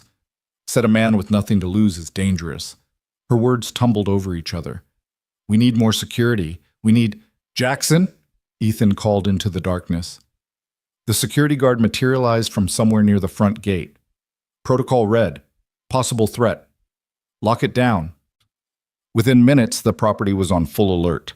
Torres took position inside the house near the children's room. Jackson monitored cameras. Ethan called the police to report the threatening call. And Natalie sat in her kitchen at 3:30 a.m., shaking with adrenaline and terror, while armed guards protected her sleeping children from a man who'd once promised to love them. I can't do this, she whispered. I can't bring them to court. What if he tries something? He won't, Ethan said firmly. He's bluffing, trying to scare you into backing down. Don't let him. But what if... Natalie. Ethan gripped her shoulders, forcing her to look at him. We've prepared for this. We have security. We have evidence. We have the law on our side. Daniel's desperate because he's losing. That makes him dangerous, yes, but it also makes him sloppy. He just gave us another violation with that phone call. Michael will crucify him with it. I'm so scared. I know. Fear is smart right now, but don't let it paralyze you. Your kids need you strong tomorrow. They need to see that their mother isn't afraid of him, that his threats are empty. Can you do that? Natalie took a shaking breath, then another. Somewhere inside, beneath the terror, she found that core of steel that had built a company from nothing, that had fought through boardrooms full of men who underestimated her, that had survived poverty and single parenthood and every other obstacle life had thrown at her. Yes, she said, I can do that. Good, because we're going to walk into that courthouse tomorrow, and we're going to win. And Daniel Mercer is going to learn that threatening children has consequences he can't imagine. Dawn came too quickly. Natalie woke the children at 6, helped them dress in the clothes Dr. Chen had suggested. Comfortable, but neat. Nothing too formal that would make them feel like performers. Claire chose a simple blue dress. Mason wore khakis and a polo shirt. Ava picked her favorite overalls with flowers on them. They ate breakfast in near silence. Even Anna seemed subdued, making pancakes with mechanical efficiency. Jackson and Torres did final security checks. Ethan loaded the car with bottled water and snacks, preparing for a long day. At 7:30, they left in a 3-car convoy. Ethan drove Natalie and Ava. Jackson took Claire. Torres drove Mason. 3 different routes to the courthouse, arriving separately, minimizing risk. The courthouse loomed downtown, all concrete and glass and the weight of justice. Natalie held Ava's hand as they walked up the steps, flanked by security. Media had gathered somehow. Someone had leaked the case, and cameras flashed. Mrs. Carver! Mrs. Carver! Is it true your husband abused your children? Will you be seeking full custody? Do you have any comment on the allegations? Ethan moved between her and the cameras, his bulk blocking most shots. No comment. Let us through. And inside, the courthouse was quieter. Michael met them in the hallway, looking sharp in his best suit. Ready? He asked. Natalie looked at her 3 children standing close together, faces pale but determined. They'd survived weeks of abuse. They'd survived the revelation. They'd survived nightmares and therapy and the slow, painful work of healing. They could survive this too. We're ready, she said. Then let's finish this. The courtroom was smaller than Natalie had imagined, more administrative than dramatic. Fluorescent lights hummed overhead. The judge's bench loomed dark wood and imposing. Gallery seats stretched behind a divider, mostly empty except for Daniel's attorney and a few people Natalie didn't recognize. His character witnesses, probably. People who'd testify about what a great guy he was at the office, how he volunteered at charity events, how impossible it seemed that he could hurt children. Michael guided them to the plaintiff's side, arranging them carefully. Natalie sat closest to the aisle with Michael beside her. Ethan took the seat directly behind, a quiet, solid presence. Jackson and Torres positioned themselves at exits, eyes constantly scanning. The children waited in a separate witness room down the hall with a victim's advocate, spared from seeing Daniel until absolutely necessary. Then Daniel walked in. Natalie's breath caught. She'd mentally prepared for this moment, rehearsed staying calm, but nothing quite captured the visceral shock of seeing him again. He'd lost weight. His suit hung loose on a frame that had always been athletic but now looked gaunt.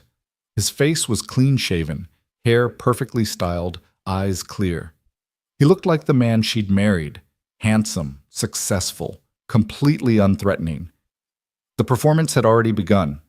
His attorney, a sharp-looking woman named Patricia Valdez, guided him to the defense table. Daniel's eyes swept the room and landed on Natalie. For a moment, something flickered in his expression, rage maybe or desperation, but then it smoothed into wounded sadness. He mouthed something that looked like please. Natalie looked away. All rise. Judge Sarah Peters entered, a woman in her 60s with steel-gray hair and an expression that suggested she'd seen every variety of human awfulness and had patience for none of it. She sat, arranged papers with precise movements, and fixed both attorneys with a look that promised zero tolerance for nonsense. This is a hearing on the motion to dissolve the restraining order in the matter of Carver versus Mercer, she began, her voice carrying authority that filled the small space. We'll also be addressing new allegations of restraining order violation filed yesterday. Ms. Valdez, your client requested this hearing. You may begin. Patricia Valdez stood, smoothing her skirt, projecting confidence. Thank you, Your Honor. My client, Daniel Mercer, has been unjustly separated from the children he helped raise for 8 years. The restraining order was granted based on recordings obtained without his knowledge or consent, which we contend were illegally procured and taken out of context. Mr. Mercer admits he was sometimes strict with the children, but strict discipline is not abuse. It's parenting. Michael was already rising. Objection. Counsel is testifying rather than arguing, and the recordings were obtained legally under California's exception for documenting suspected child abuse. Sustained. Ms. Valdez, stick to legal arguments. Of course, Your Honor. Patricia didn't miss a beat. The petitioner, Mrs. Carver, travels extensively for work and has relied on Mr. Mercer for the day-to-day care of her children. When she discovered his traditional approach to discipline, admittedly old-fashioned but not abusive, she reacted emotionally rather than rationally. In her absence, Mr. Mercer maintained household order, ensured the children completed homework, attended activities, and lived structured lives. The so-called abuse is actually responsible parenting being criminalized because it doesn't align with modern permissive standards. Natalie's hands clenched in her lap. Ethan leaned forward and whispered, "Breathe. She's blowing smoke. Wait for Michael." Judge Peters looked unimpressed. You're characterizing verbal degradation and forced kneeling as traditional discipline? I'm suggesting the recordings lack full context, Your Honor. Moments of frustration have been edited together to paint my client in the worst possible light. Every parent has said things in anger they regret. That doesn't make them abusive. Mr. Reeves, your response? Michael stood, radiating controlled fury.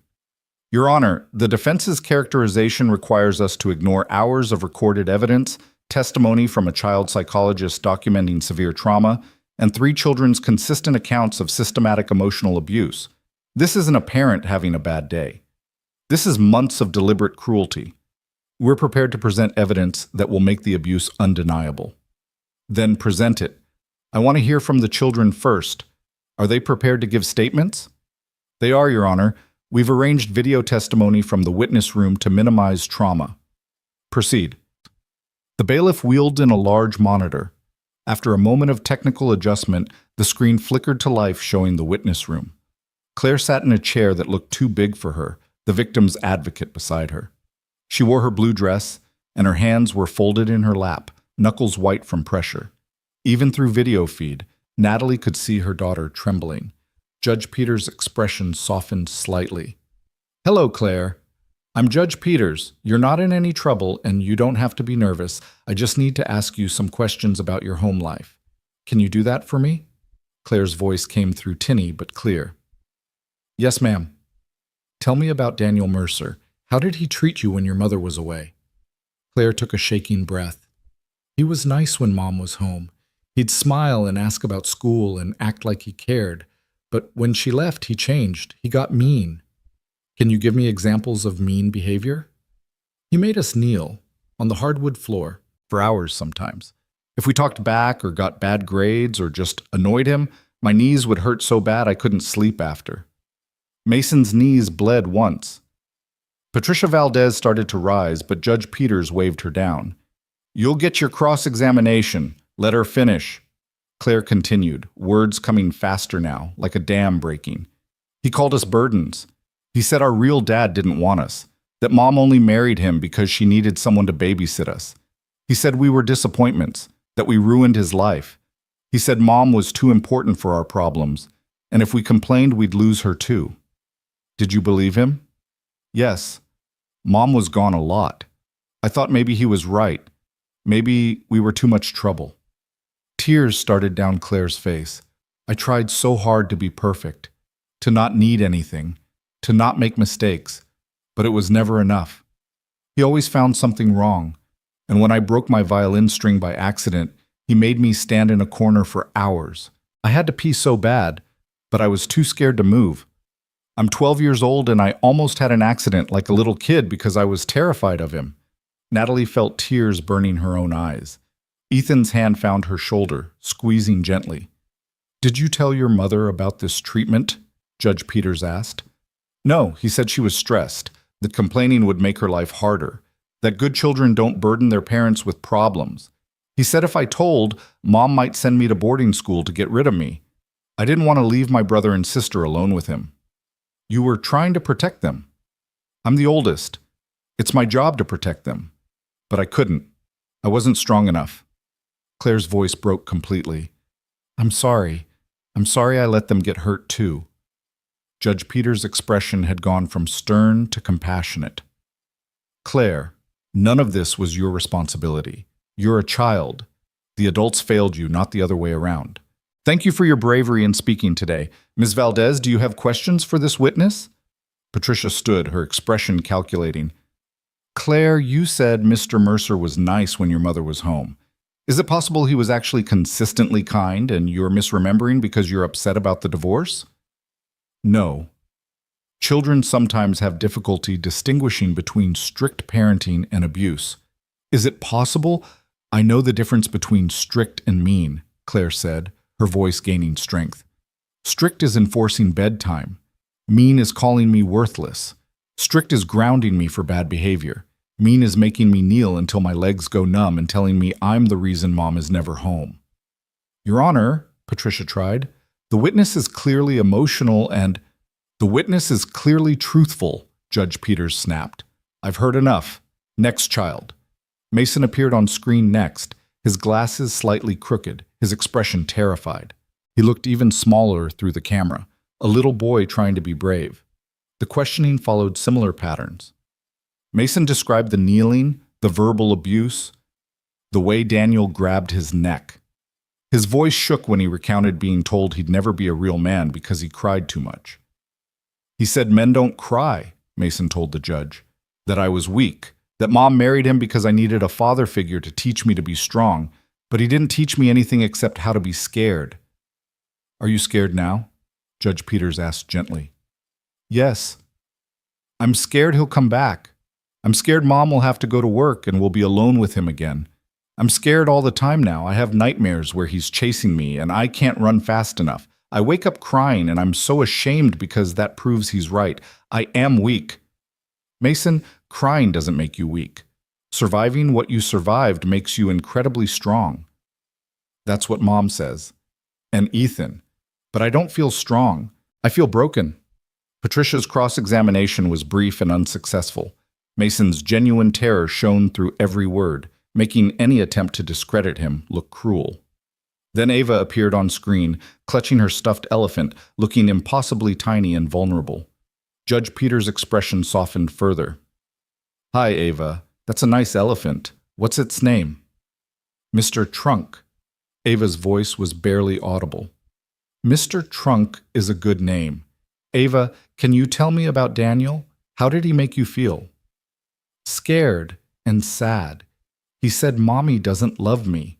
He said that's why she's always gone, because work is more important than me. Did you believe that? Yes. Mommy was gone a lot. I thought maybe I did something bad and she left because of me, like my first daddy left. In the courtroom, Natalie pressed her hand to her mouth, stifling a sob. This was worse than the recordings. Hearing her children's raw pain, their mistaken beliefs about her love, the damage Daniel had inflicted, it was unbearable. Did Daniel ever hurt you physically? Judge Peters asked. He grabbed my arm once, really hard. I had bruises, but I wore long sleeves so Mommy wouldn't see. He said if I told, Mommy would stop loving me forever. Do you still have those bruises? No, they went away, but I remember how they hurt. Patricia Valdez wisely chose not to cross-examine the 7-year-old. Even she seemed to recognize that attacking a small child clutching a stuffed animal would destroy whatever sympathy she hoped to build for Daniel.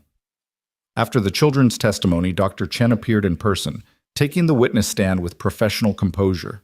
She outlined her findings in clinical terms that somehow made the abuse even more damning.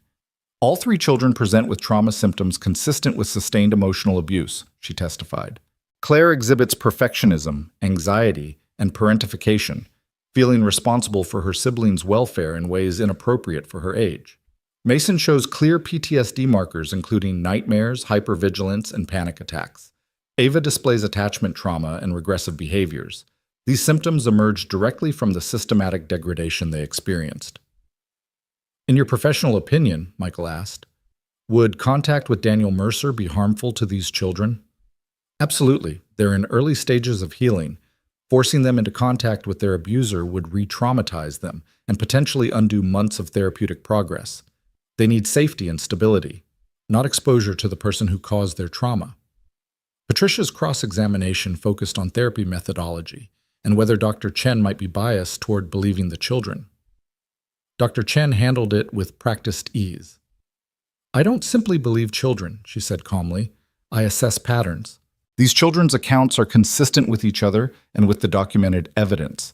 Their trauma responses are genuine. You can't fake PTSD, Ms. Valdez. The body tells the truth even when people might doubt the words. Next came Ethan. He took the stand looking uncomfortable in slacks and a button-down shirt, clearly more at ease in work clothes. But his testimony was devastating. Michael guided him through the timeline. 6 months of observation, the decision to install cameras, the systematic documentation of abuse. Ethan described hearing Daniel's voice through walls, seeing the children's increasing fear, making the difficult choice to violate privacy in order to protect them. Why didn't you come forward sooner? Michael asked. Because I needed proof. People don't believe maintenance men over wealthy investment bankers. I needed evidence that couldn't be dismissed or explained away. So I watched. I recorded. I documented everything until I had an ironclad case. Ethan's voice roughened with emotion. I lost my own daughter. I couldn't save her, but I could save Mrs. Carver's children. I had to. What did you observe on the day Mrs. Carver came home early?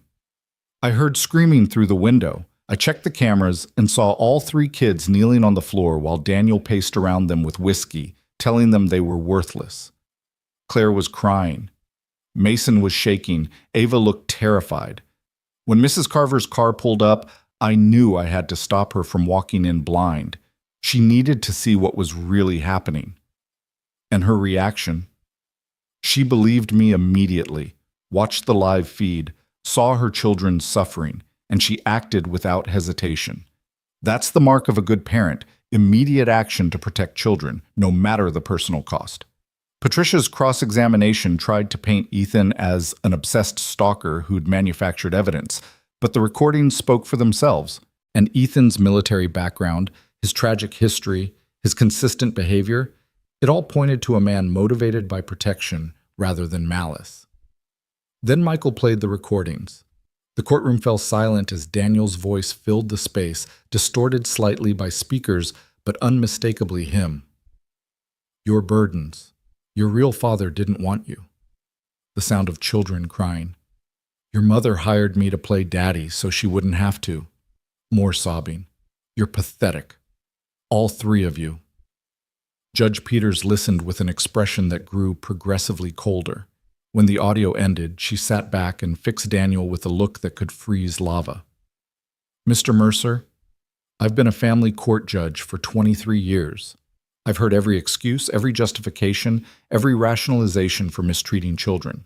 What I just heard wasn't discipline. It wasn't traditional parenting. It was calculated psychological torture of children who had no ability to defend themselves. Patricia stood quickly. Your Honor, my client would like to address the court directly. To explain, I'm sure he would. Mr. Mercer, approach. Daniel stood, buttoning his suit jacket with shaking hands. He moved to the witness stand like a man walking to execution. Up close, Natalie could see the damage 3 weeks had done. The tremor in his hands, the hollowness in his eyes, the desperation bleeding through his polished exterior. Mr. Mercer, Judge Peters began, her tone icy. I'm giving you an opportunity to explain yourself. I suggest you use it wisely. Daniel cleared his throat. Your Honor, I want to start by saying I love those children. I raised them for 8 years. I was there for school plays and soccer games and homework help. I was the one who woke up when they had nightmares, who made their lunches, who taught them to ride bikes. I was their father in every way that mattered. And yet you told them their real father didn't want them. I was frustrated. Natalie, Mrs. Carver, was always working, always gone. I bore the full weight of parenting 3 children who weren't biologically mine. That's a tremendous burden, Your Honor. Sometimes I said things I regret, things I didn't mean. How often did these things you didn't mean occur? Daniel hesitated. I don't know. Occasionally, when stress got high. The recordings span 6 months and show consistent patterns of abuse. That's not occasionally, that's systematic. The recordings are edited. They don't show the good moments. The times I helped with homework or took them for ice cream or… Mr. Mercer, abusers often oscillate between cruelty and kindness. That's how they maintain control. It doesn't excuse the cruelty. Judge Peters leaned forward. Let me be very clear. You made children kneel for hours. You told them they were unwanted. You grabbed a 10-year-old boy by the neck. You created an environment so terrifying that a 12-year-old girl nearly wet herself rather than risk moving from a corner. Do you understand how profoundly you've damaged these children? I never meant to hurt them. Intent doesn't matter when the result is trauma. What matters is what you did and the consequences of your actions. Daniel's composure started cracking. I'm sorry. I'm so sorry. If I could take it back, if I could do things differently, I never wanted this. I never wanted to be the villain. I just wanted a family. You had a family, and you terrorized it. Please, Your Honor, please give me another chance. I'll do therapy.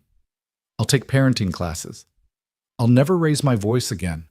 Just let me see them. Let me apologize. Let me make this right. Some things can't be made right, Mr. Mercer. Some damage runs too deep. Patricia jumped in, desperation making her voice sharp. Your Honor, my client is genuinely remorseful. He's seeking help. He's acknowledged his mistakes. Doesn't that deserve consideration? What deserves consideration is the well-being of 3 traumatized children. Ms. Valdez, I'm now going to address the restraining order violation. Mr. Mercer, you were parked outside the Carver residence on November 15th for 17 minutes. Security footage shows you photographing the property and the children. How do you explain this? Daniel went pale. I just wanted to see them. From a distance. I wasn't going to approach. You violated a court order. You surveilled minor children. You demonstrated you have no respect for legal boundaries. I was desperate. I missed them.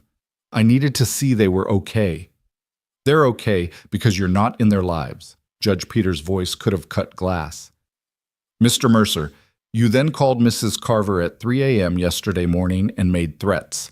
Specifically, you told her that a man with nothing to lose is dangerous. Would you like to explain that statement?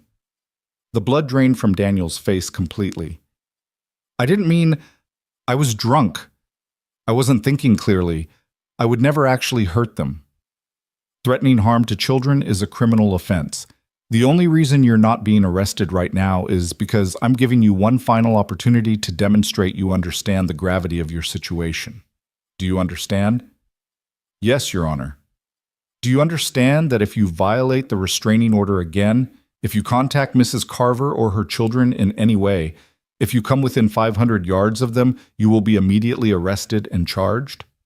Yes, Your Honor. Do you understand that your relationship with these children is permanently terminated?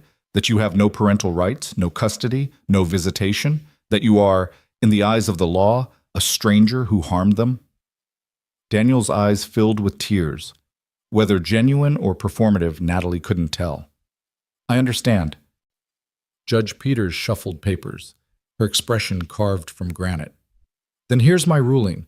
The restraining order will not only remain in place, it will be extended to a permanent injunction. Mr. Mercer is prohibited from all contact with Claire Mason and Ava Carver for a period of no less than 10 years, at which point the now adult children may petition to modify or dissolve the order if they choose. He is prohibited from coming within 500 yards of their residence, their schools, or any location where they regularly appear. He is prohibited from all forms of contact, including phone calls, emails, social media, or third-party communication. Patricia tried one last time. Your Honor, 10 years is excessive for what amounts to overly strict parenting. Ms. Valdez, I've heard the evidence. I've seen 3 traumatized children. I've listened to recordings that made my skin crawl. 10 years is lenient. If I had my way, it would be permanent, effective immediately. But the law requires I allow for future modification. However, Mr. Mercer, understand this. If those children petition to see you in 10 years, it will be their choice, not yours. You have forfeited all parental authority. You will also be enrolled in a batterer's intervention program and undergo psychological evaluation. If you fail to comply, criminal charges may be filed. Your Honor, Daniel started. I'm not finished. You will also pay child support for all 3 children until they reach adulthood, despite having no custody. The amount will be determined based on your income. Mrs. Carver will retain sole legal and physical custody. She will make all decisions regarding the children's upbringing, education, and medical care. You have no say, no input, no rights. Do I make myself clear? Yes, Your Honor. Daniel's voice was barely a whisper. Then we're done here. This hearing is adjourned. The gavel came down with a crack that echoed like thunder. For a moment, nobody moved. Then Daniel stood, his face crumbling, and looked across the courtroom at Natalie.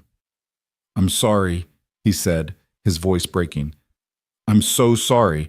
I never meant... Bailiff, remove Mr. Mercer, Judge Peters said crisply. As bailiffs escorted Daniel toward the exit, he kept looking back, kept trying to speak. Patricia Valdez gathered her papers with tight, angry movements, and Natalie sat frozen, unable to process that it was over. Actually over. Michael turned to her, his expression triumphant. We won. Complete victory. He can't touch them. It's really over? It's really over. Ethan leaned forward from behind. You okay? Natalie realized she was crying, not from sadness or fear, but from relief so overwhelming it felt physical. The weight she'd carried for 3 weeks, for 8 years really, the weight of not knowing her children were suffering, lifted all at once. I need to see them, she said. Right now. I need my kids. They found the children in the witness room, clustered together on a couch with the victim's advocate. All 3 faces turned toward the door when it opened, expressions cycling rapidly from hope to fear to desperate need for reassurance. It's over, Natalie said, dropping to her knees in front of them. You're safe. He can't come near you for 10 years minimum. The judge ruled in our favor on everything. Everything? Claire asked cautiously, like she didn't dare believe it. Everything. Full custody for me. No visitation for him. Permanent restraining order. You never have to see him again unless you choose to when you're adults. We won? Mason's voice was small and disbelieving. We won.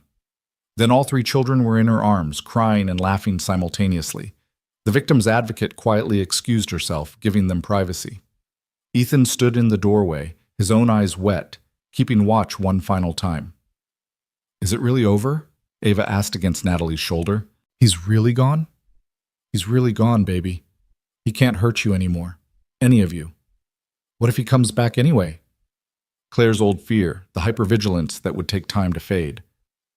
Then he goes to jail, and we have security, and Ethan, and each other. We're protected, sweetheart, all of us. They stayed like that for a long time, tangled together on a courthouse couch, crying out weeks of tension and fear. Eventually, they had to leave.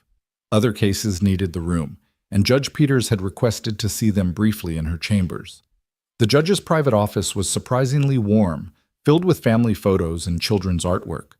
Judge Peters looked less intimidating without the robe, more like someone's grandmother than an intimidating legal authority. "I wanted to speak with you privately," she said, addressing the children directly. "What you did today took incredible courage. Testifying is hard for adults, let alone children. You should be very proud of yourselves." "Thank you, ma'am," Claire said quietly. "I also want you to know that what happened to you wasn't your fault. Sometimes adults fail children. Sometimes people who should protect you hurt you instead. That's not a reflection on you, that's on them." Judge Peters pulled out 3 small cards from her desk. "These have my direct number. If you ever feel unsafe, if Daniel violates the order, if anything happens that makes you afraid, call me. Day or night, I'll make sure you're protected." The children took the cards solemnly, understanding the weight of what was being offered. A judge giving out her personal number wasn't standard procedure. This was extraordinary care from a woman who'd probably seen too many children fall through cracks in the system. "Thank you," Natalie said, her voice thick. "For everything, for listening, for believing them. That's my job. And Mrs. Carver, take care of yourself too. Your children need you healthy and whole. Don't forget that." They left the courthouse through a back exit, avoiding media that had gathered out front. The convoy reassembled. 3 cars, 3 routes, maximum caution, even though the legal threat had been neutralized. Because restraining orders were paper, and Daniel had already proven he didn't respect boundaries. But the drive home felt different. Lighter, somehow. Ava chattered in the back seat about wanting ice cream. Ethan drove with one hand, the other tapping the steering wheel to music from the radio. And Natalie felt something unfamiliar stirring in her chest. Hope, maybe. Or the beginning of peace. At home, Anna had prepared a celebration dinner, all the children's favorites without regard for nutrition or balance. Pasta and garlic bread and chocolate cake. They ate in the dining room, which they'd reclaimed 2 weeks ago through sheer force of will, and Dr. Chen's advice about not letting Daniel's ghost haunt their spaces. Jackson and Torres joined them, along with Michael, who'd followed them home to finalize paperwork. Even Dr. Chen stopped by briefly to congratulate her patients on their bravery. The house filled with voices and laughter, pushing back against months of silence and fear. "Speech," Ethan called, raising a glass of sparkling cider. "The victor should say something."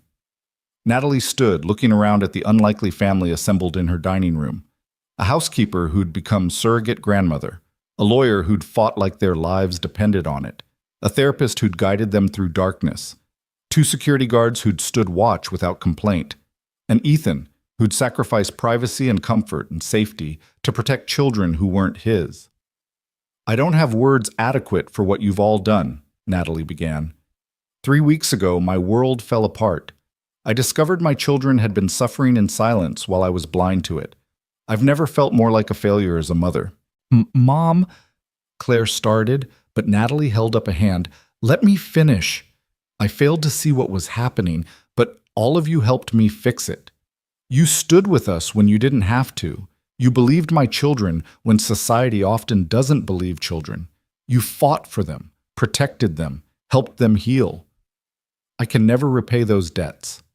But I promise you this. My children will grow up knowing what real love looks like.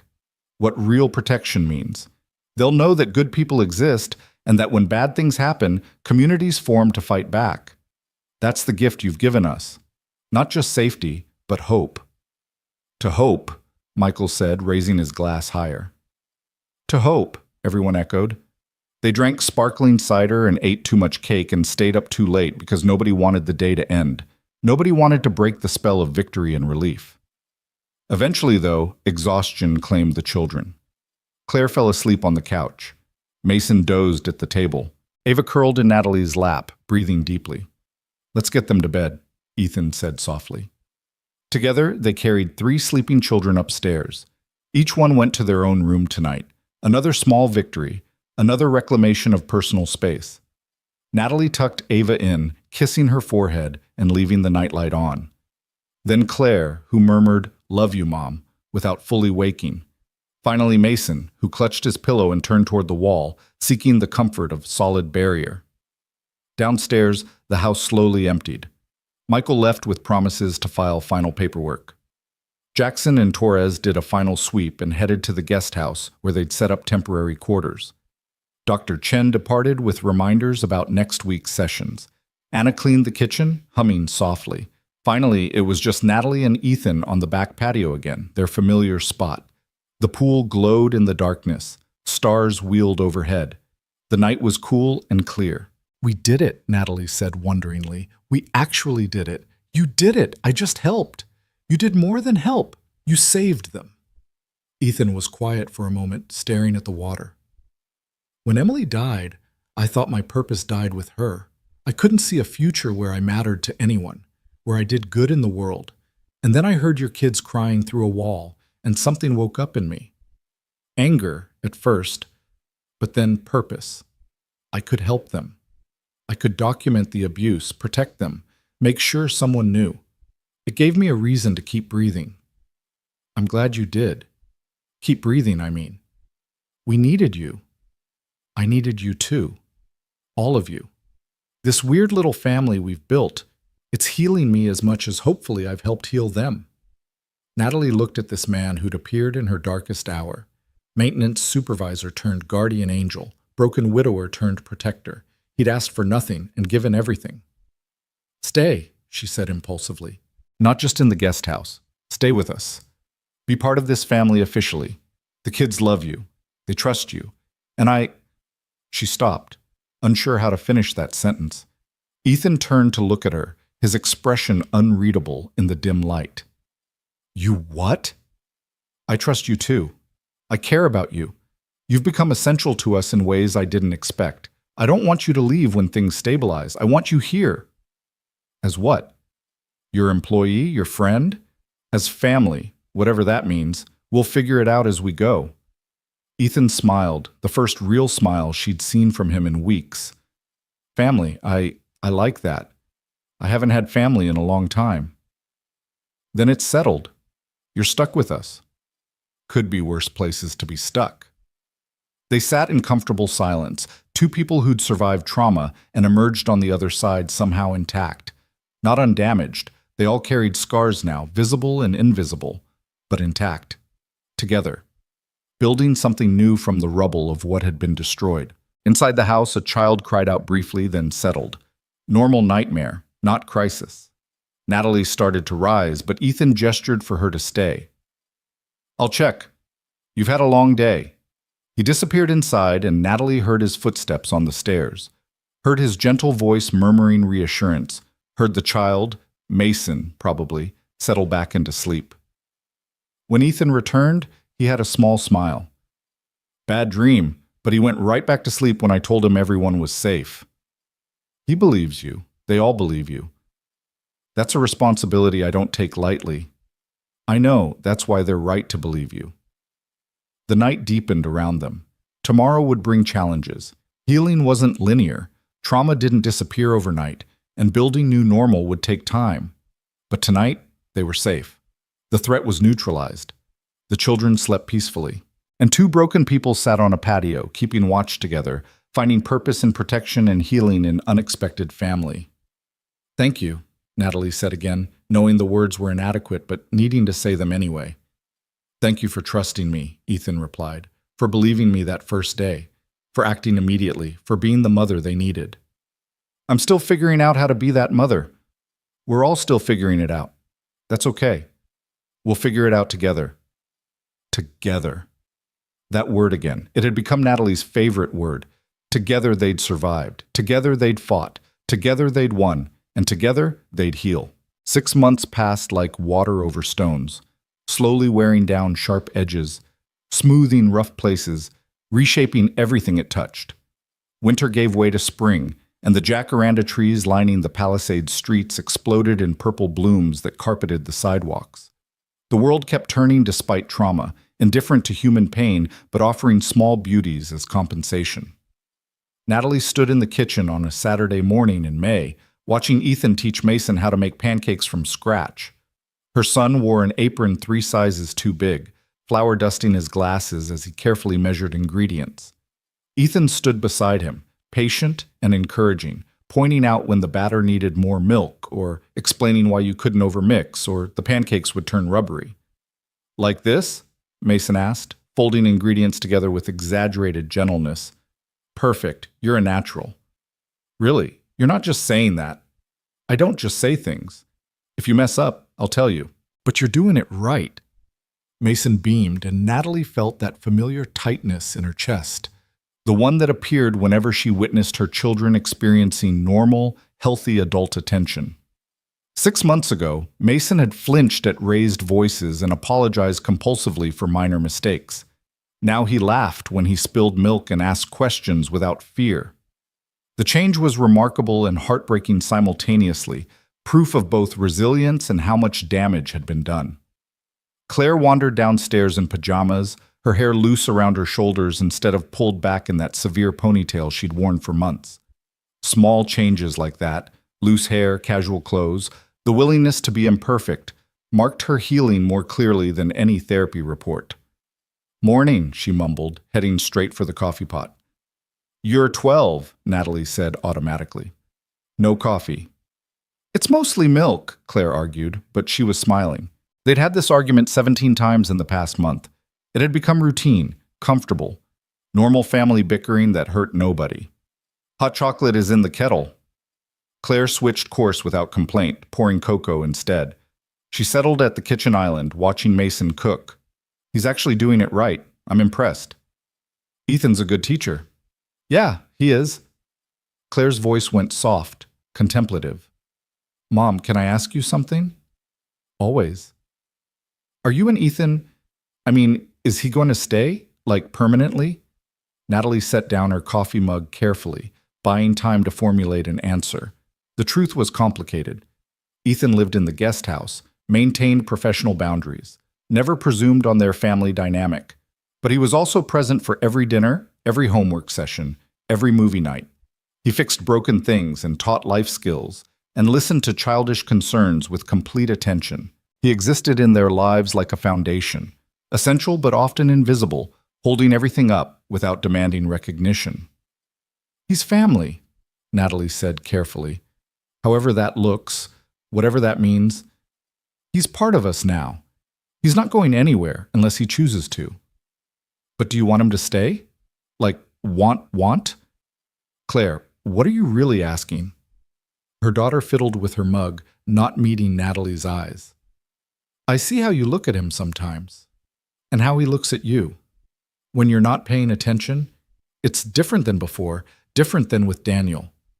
Different how? Safer. Happier. Like you're not performing or pretending. Like you can just be." Natalie's throat tightened. When had her daughter become so perceptive? Though trauma did that, forced children to become experts at reading adult emotions, at anticipating mood shifts, at protecting themselves through hyper-awareness. Another gift from Daniel, though this one might actually serve Claire well in life. "I care about Ethan very much," Natalie admitted. "But I'm not rushing into anything. We're all still healing, and you 3 come first, always." "What if we want you to be happy too?" Claire looked up finally, her brown eyes serious. "What if we think Ethan makes you happy? What if we like having him around and wouldn't mind if he was around even more?" "Are you matchmaking, Claire Carver?" "I'm just saying. Mason told me yesterday that he wishes Ethan was his real dad, and Ava draws pictures of our family where Ethan's always in them. We've noticed. We're not blind."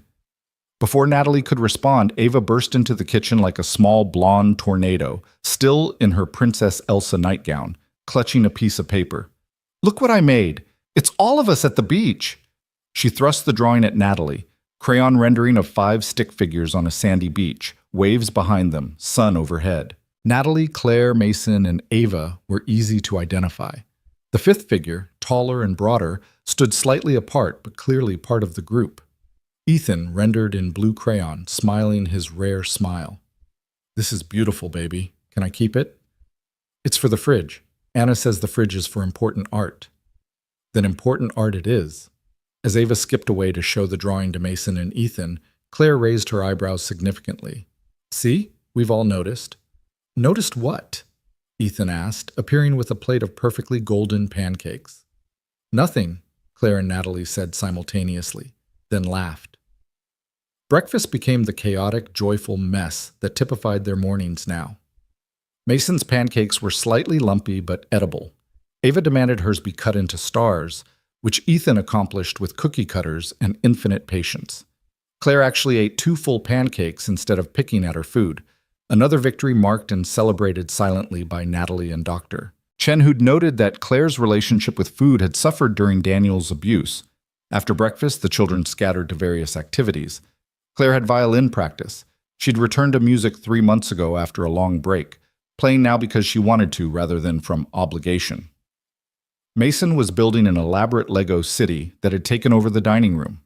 Ava had art projects spread across the patio, creating what she called fairy houses from twigs and flowers.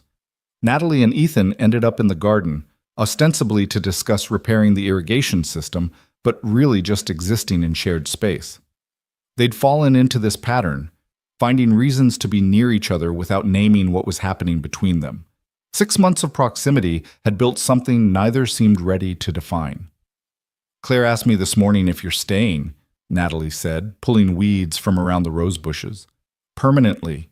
Ethan's hand stilled on the sprinkler head he was adjusting. What did you tell her? That you're family. That you're not going anywhere unless you choose to. She glanced at him. Was I right? I have nowhere else I'd rather be. That's not the same as saying you want to stay. I want to stay. The words came out fierce, almost desperate. I want to wake up every morning and fix Mason breakfast and help Claire with homework and listen to Ava's elaborate stories about fairy kingdoms. I want to repair broken fences and teach life skills and be the person they call when something's wrong. I want... He stopped, jaw working. What do you want, Ethan? This. All of this. You and 3 kids who aren't mine but feel like mine. Morning coffee and family dinners and the noise of people who care about each other. I want what I lost. Not the same people. I'll always miss Rebecca and Emily. But the same feeling, the same purpose, the same mattering to someone. Natalie set down her trowel and moved closer. They were inches apart, close enough that she could see the silver threads in his dark hair, the lines around his eyes that spoke of grief carried and survived. Close enough to smell soap and coffee and the faint scent of motor oil that never quite washed away. You matter to us, she said quietly. To the kids. To Anna. To me. How do I matter to you? The question hung between them, heavy with months of unspoken feeling. Natalie could deflect, could keep things safe and undefined, but Claire's words echoed, what if we want you to be happy too? When I come downstairs and see you teaching Mason to cook, I feel grateful, Natalie began slowly, choosing words carefully. When you fix something broken, I feel relieved. When you play Tea Party with Ava, I feel blessed. And when you look at me the way you're looking at me right now, I feel things I haven't felt in years. Hope, safety, the possibility that maybe someone could love me, not despite my flaws and failures, but with full knowledge of them. Natalie, let me finish. I'm terrified. My track record with men is catastrophic. I chose wrong twice. My first husband abandoned us. My second husband tortured our children. How do I trust my own judgment? How do I risk letting someone close when I've proven I can't distinguish good from bad? By recognizing that I'm neither of them. Ethan's voice was gentle but firm. I'm not your first husband who ran from responsibility. I'm not Daniel who used control to compensate for inadequacy. I'm a broken man who found purpose in protecting your children, who fell in love with them first and then with you, who doesn't want to change you or control you or ask you to be anything other than exactly who you are. You love me? The words came out whispered, disbelieving. How could I not? You're fierce and flawed and you make terrible pancakes. You work too hard and forget to eat lunch. And sometimes you're so focused on fixing things, you miss what's right in front of you. And you're also the bravest person I've ever met. You saw your children suffering and acted immediately. You dismantled your entire life to protect them. You chose them over career and reputation and the comfortable lie that everything was fine. How could I not love that? Tears blurred Natalie's vision. I'm not brave. I'm terrified constantly. Brave doesn't mean unafraid. It means acting despite fear. I'm afraid of this. Of you. Of what happens if I let myself care and everything falls apart again. Then we fall apart and rebuild. That's what people do. That's what we've been doing for 6 months. Natalie laughed through tears. This is the worst timing. We're still in crisis mode. The kids are still healing. Everything's fragile. Life doesn't wait for perfect timing, and we've been building this, whatever this is, for months. We just haven't named it. Ethan reached out slowly, giving her time to retreat, and wiped tears from her cheek with calloused gentleness. I'm not asking for anything you're not ready to give. I'm just telling you the truth. I love you. I love your children. I want to be here. However that looks, whatever pace feels right. I'm not going anywhere. What if the kids aren't ready?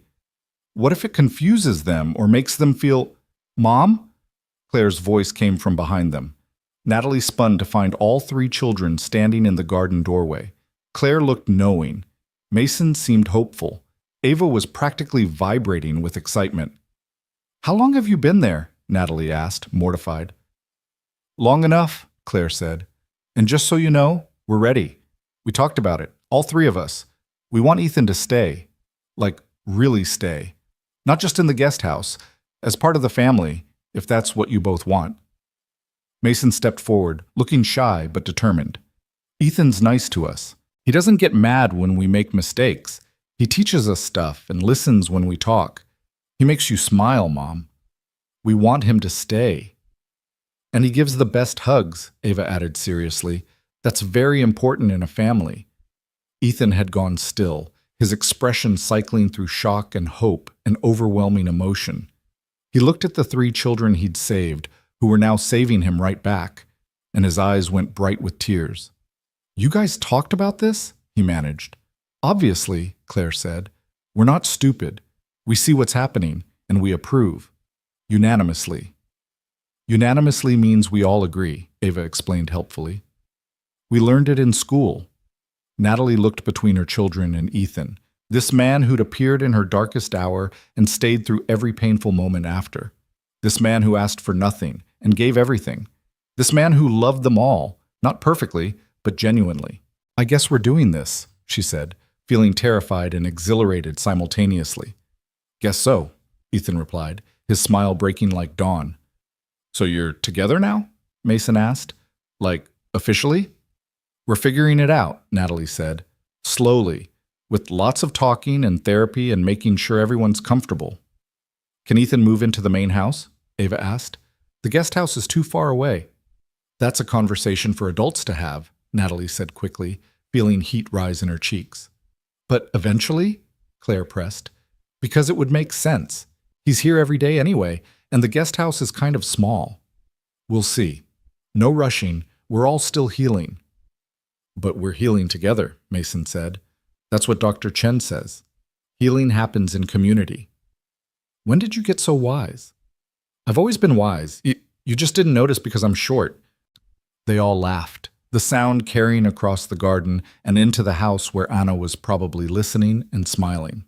The sound of a family, messy, complicated, built from broken pieces, but whole nonetheless. The weeks that followed brought their own challenges. Healing remained non-linear. Claire had a panic attack when she got a B+ on an English paper, convinced that imperfection meant failure meant punishment. It took 2 hours and both Natalie and Dr. Chen to talk her down, to remind her that grades were just feedback, not judgments of her worth. Mason's nightmares decreased in frequency but increased in intensity when they came. Once a week became once every 2 weeks, but the dreams left him screaming and shaking, unable to articulate what he'd seen.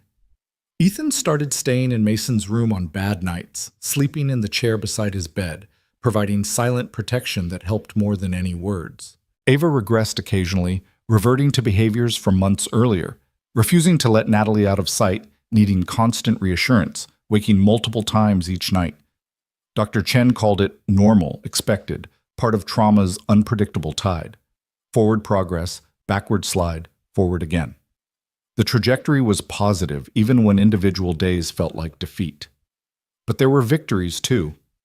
Claire auditioned for youth orchestra and made first chair violin. Mason joined soccer and scored his first goal, celebrating with unself-conscious joy instead of fear that success would bring punishment. Ava started kindergarten and made friends, hosting play dates where she laughed so hard she got hiccups. And Natalie learned to be present. She cut her consulting hours further, turning down projects that would demand too much time. She attended every school event, every practice, every performance. She learned to make decent spaghetti and barely edible cookies. She read bedtime stories and checked homework, and sat through lengthy explanations of video game strategies that meant nothing to her but everything to Mason. She also learned to accept help. Anna became more than housekeeper. She was grandmother figure who dispensed wisdom and tamales in equal measure. Jackson and Torres, who'd stayed on permanent retainer, became uncles who taught the kids self-defense and made them laugh with terrible jokes. Dr. Chen remained their anchor, guiding them through rough waters with professional skill and genuine care. And Ethan. Ethan became everything. Not father, the children still called him Ethan, and he never tried to replace their biological father's memory. But he was mentor and protector and friend. He was the person Mason called when he had car trouble after getting his license years later. He was the one Claire sought out for advice about college applications. He was Ava's favorite audience for elaborate fantasy stories. And for Natalie, he became partner in ways Daniel never had been. Equal, supportive without being controlling, present without demanding all her attention. He pushed her to maintain her own identity even while building a family. He reminded her to schedule lunch with friends, to pursue hobbies, to be something other than just a mother. They moved slowly, cautiously. It took 3 months before they went on an actual date. Dinner at a quiet restaurant while Anna stayed with the kids. 6 months before Ethan officially moved into the main house, taking a bedroom on the opposite end from the children and Natalie, maintaining appropriate boundaries. 8 months before they told the kids they were seriously committed, ready to build something permanent. One evening, nearly a year after that terrible day when Natalie came home early, they gathered in the living room, the same living room where Daniel had made children kneel, now reclaimed through new memories of game nights and movie marathons and lazy Sunday mornings. "We want to talk to you about something," Natalie began, her heart hammering despite knowing the children would support this. "Ethan and I have been talking about the future, about making our family official in a legal sense." "You're getting married?" Ava squealed, bouncing in her seat. "Eventually, maybe. We haven't decided on that yet, but we want to do something more immediate. Ethan wants to formally adopt all 3 of you." Silence. 3 children stared at Ethan with expressions ranging from shock to hope to cautious disbelief. "Adopt us?" Mason repeated. "Like legally?" "Like legally," Ethan confirmed, his voice rough with emotion. "I know I'm not your biological father. I know Daniel was legally your stepfather, even though he failed you. But I'd like to be your father in every way that matters, emotionally, legally, permanently. If that's something you want, if it's too much or too soon, we can wait. But I wanted you to know that's what I want, to be your dad. Officially." Claire's eyes filled with tears. "You want to be our dad?" "I already am, in my heart. Have been for months. But I want it recognized. I want my name on your emergency contacts as parent, not family friend. I want legal authority to protect you if anything happens to your mom. I want you to know that I'm committed, permanently, forever. You're stuck with me." "What about our real dad?" Mason asked quietly. "Our biological one. Doesn't this erase him?" "No," Natalie said firmly. "Your biological father will always be your biological father. His genetics, his heritage, that's part of who you are. This doesn't erase that. This just adds to your family. You can have multiple fathers, one who gave you life, and one who chooses you every single day." "And Daniel?" Claire's voice was barely a whisper. "Daniel will be legally removed from any parental connection. The adoption would finalize that. He'd have no claim, no rights, no connection. You'd be Ethan's children in the eyes of the law." Ava climbed into Ethan's lap, studying his face seriously. Do we have to call you Dad? You can call me whatever feels right. Ethan, Dad, Papa, Sir Fix-Is-A-Lot, whatever works for you. Sir Fix-Is-A-Lot is silly. Your sister came up with it. Claire's silly too. Hey, Claire protested, but she was smiling through tears. Mason stood and approached Ethan, stopping just out of arm's reach. He'd shot up 6 inches in the past year, nearly matching Ethan's height.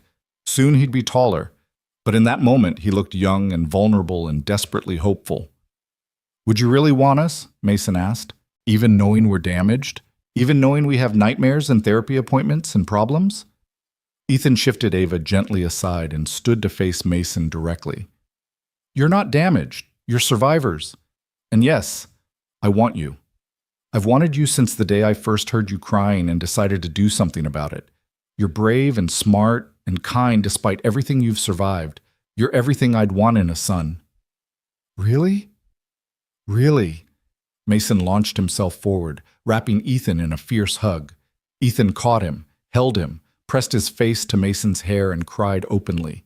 Within seconds, Ava joined the embrace. Then Claire, moving slowly but deliberately, adding herself to the tangle of arms and tears and overwhelming emotion. Natalie watched her family, biological and chosen, broken and healing, messy and perfect, and felt pieces of her heart that had been shattered finally begin to knit together. Not seamlessly, the scars would always show, but whole enough to function, strong enough to love again. The adoption process took 4 months. Paperwork and court appearances and home studies. Daniel had to be notified, legal requirement, and his attorney made token protests before accepting the inevitable. Daniel himself had moved to another state, reportedly in rehab and intensive therapy. Natalie hoped he was getting help. Not for him, but because broken people who didn't heal just broke others. On a warm October afternoon, they stood in a different courtroom with a different judge who smiled at them like they were the best thing she'd seen all week. It's rare I get to participate in something purely joyful, Judge Martinez said, reviewing final documents. Usually family court is heartbreak and damage control, but this is healing. This is a man stepping up to be father to children who desperately needed one. This is a family choosing each other deliberately. This is beautiful.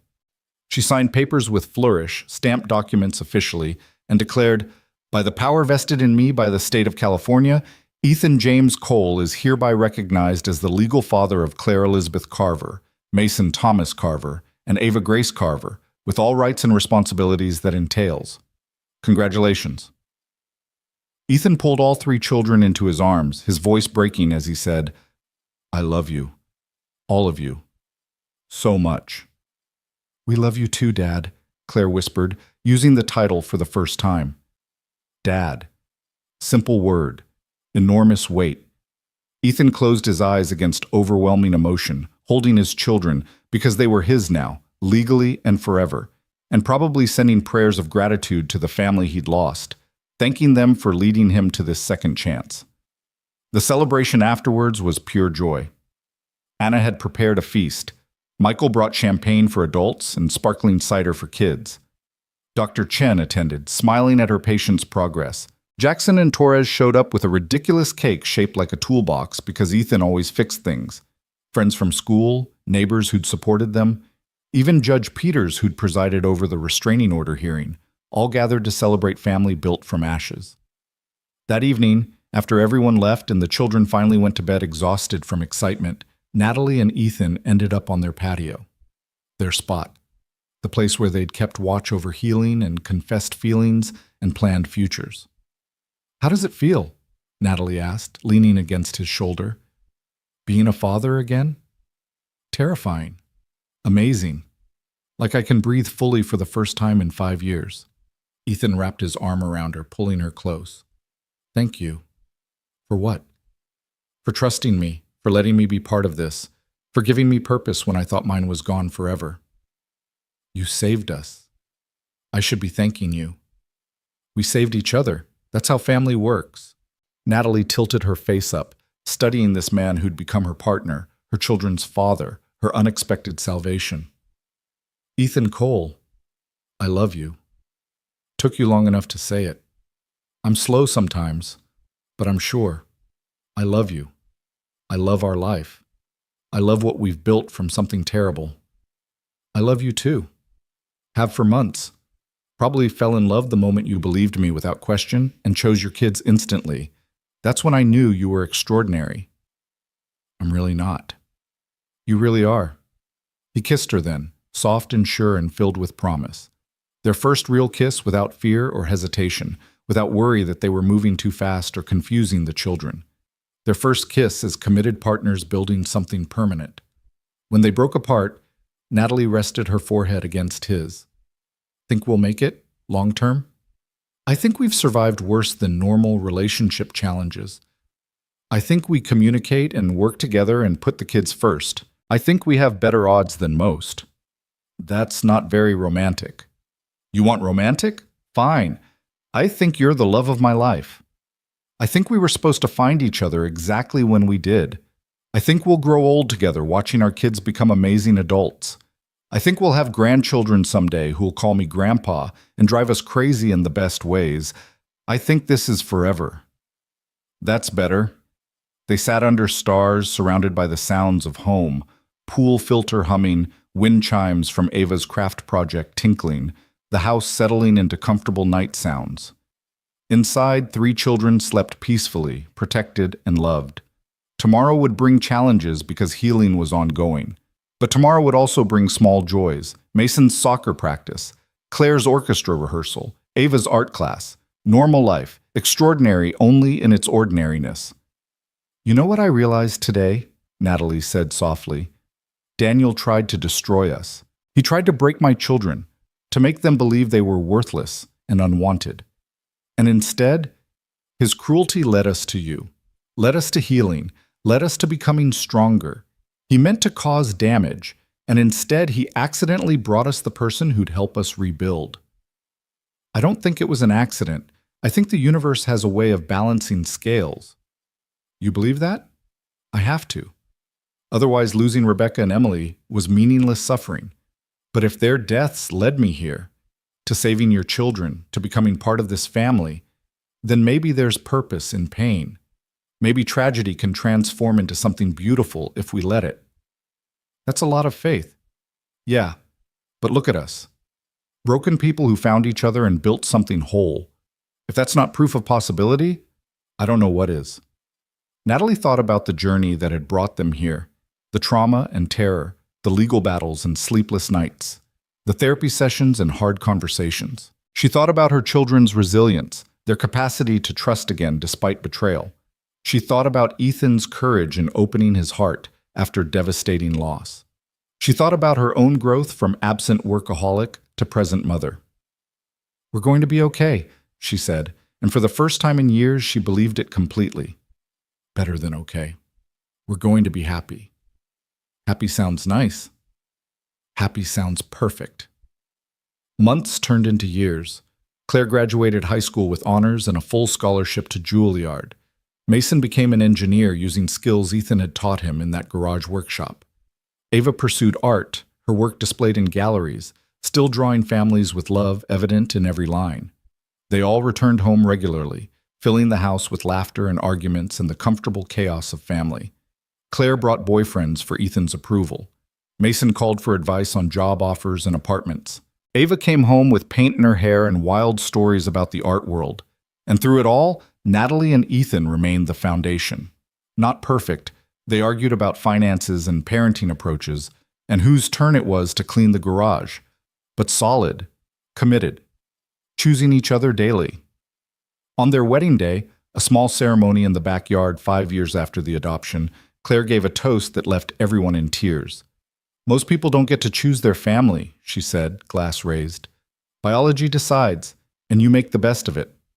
But we got to choose. Mom chose us by fighting for us when we needed her most. Ethan chose us by staying when he could have walked away. And we chose them right back. We chose to heal together, to build something new from something broken, to become the family we all needed. That's what today celebrates. Not just mom and dad getting married, but all of us choosing each other, again and permanently. To family, biological, chosen, and everything in between. To family, everyone echoed. Daniel's name came up occasionally over the years, Usually when one of the children had a breakthrough in therapy or needed to process old pain. He'd remarried, reportedly to a woman without children. He'd stayed in therapy, gotten sober, sent occasional letters that remained unopened. The children could choose to contact him when they became adults, but none ever did. Some doors, once closed, should stay that way. The house eventually sold when Natalie and Ethan downsized after the children moved out, but memories stayed vivid, both dark and light, trauma and healing coexisting in complicated tapestry. That was life. That was survival. That was the human experience distilled. On the evening of Ava's art gallery opening 20 years after that terrible day, the family gathered to celebrate her success. Ava's installation piece, a massive sculpture titled Broken Made Beautiful, dominated the gallery. She'd created it from shattered glass and twisted metal, reformed into something stunning and whole. "It's about our family," she explained during her artist talk, "about how trauma breaks us, but healing can reshape those broken pieces into something new, something stronger. My family was shattered, but we rebuilt. We took broken parts and created something beautiful. That's what this piece represents." Natalie stood between Claire and Mason, Ethan's arm around her shoulders, and felt the decades between that dark moment and this bright one. She thought about the CEO she'd been, powerful but blind, successful but failing at what mattered most. She thought about the mother she'd become, present and imperfect, choosing her children daily. She thought about coming home 3 hours early, guided by instinct she couldn't name. About Ethan's courage in documenting abuse and his willingness to show her truth. About her children's resilience and capacity for healing. About the family they'd built from wreckage. "You did good, Mom," Claire whispered, reading her thoughts. "We all did good," Natalie replied. "Together." "Together," Mason echoed. "Always together," Ava added. And Ethan, her partner, and the father her children chose, pulled them all closer and said what he'd been saying for 20 years. "I love you, all of you, so much." Some endings are really beginnings. Some breaks lead to better building. Some trauma transforms into strength. Not easily, not painlessly, but possibly. That was the lesson Natalie Carver learned in the years after coming home early and finding her world shattered. That you could survive the unsurvivable. That you could heal from the unhealable. That you could take broken pieces and build something not just whole, but beautiful. That families weren't just born. They were chosen, fought for, protected fiercely. They were built one difficult day at a time, one brave choice at a time, one moment of choosing love over fear at a time. And standing in that art gallery, surrounded by her children and the man who'd saved them all, Natalie felt complete. Not perfect, not undamaged, but whole in the ways that mattered, healed enough to love, brave enough to trust, strong enough to choose joy despite knowing intimately how much life could hurt. That was enough. More than enough. That was everything.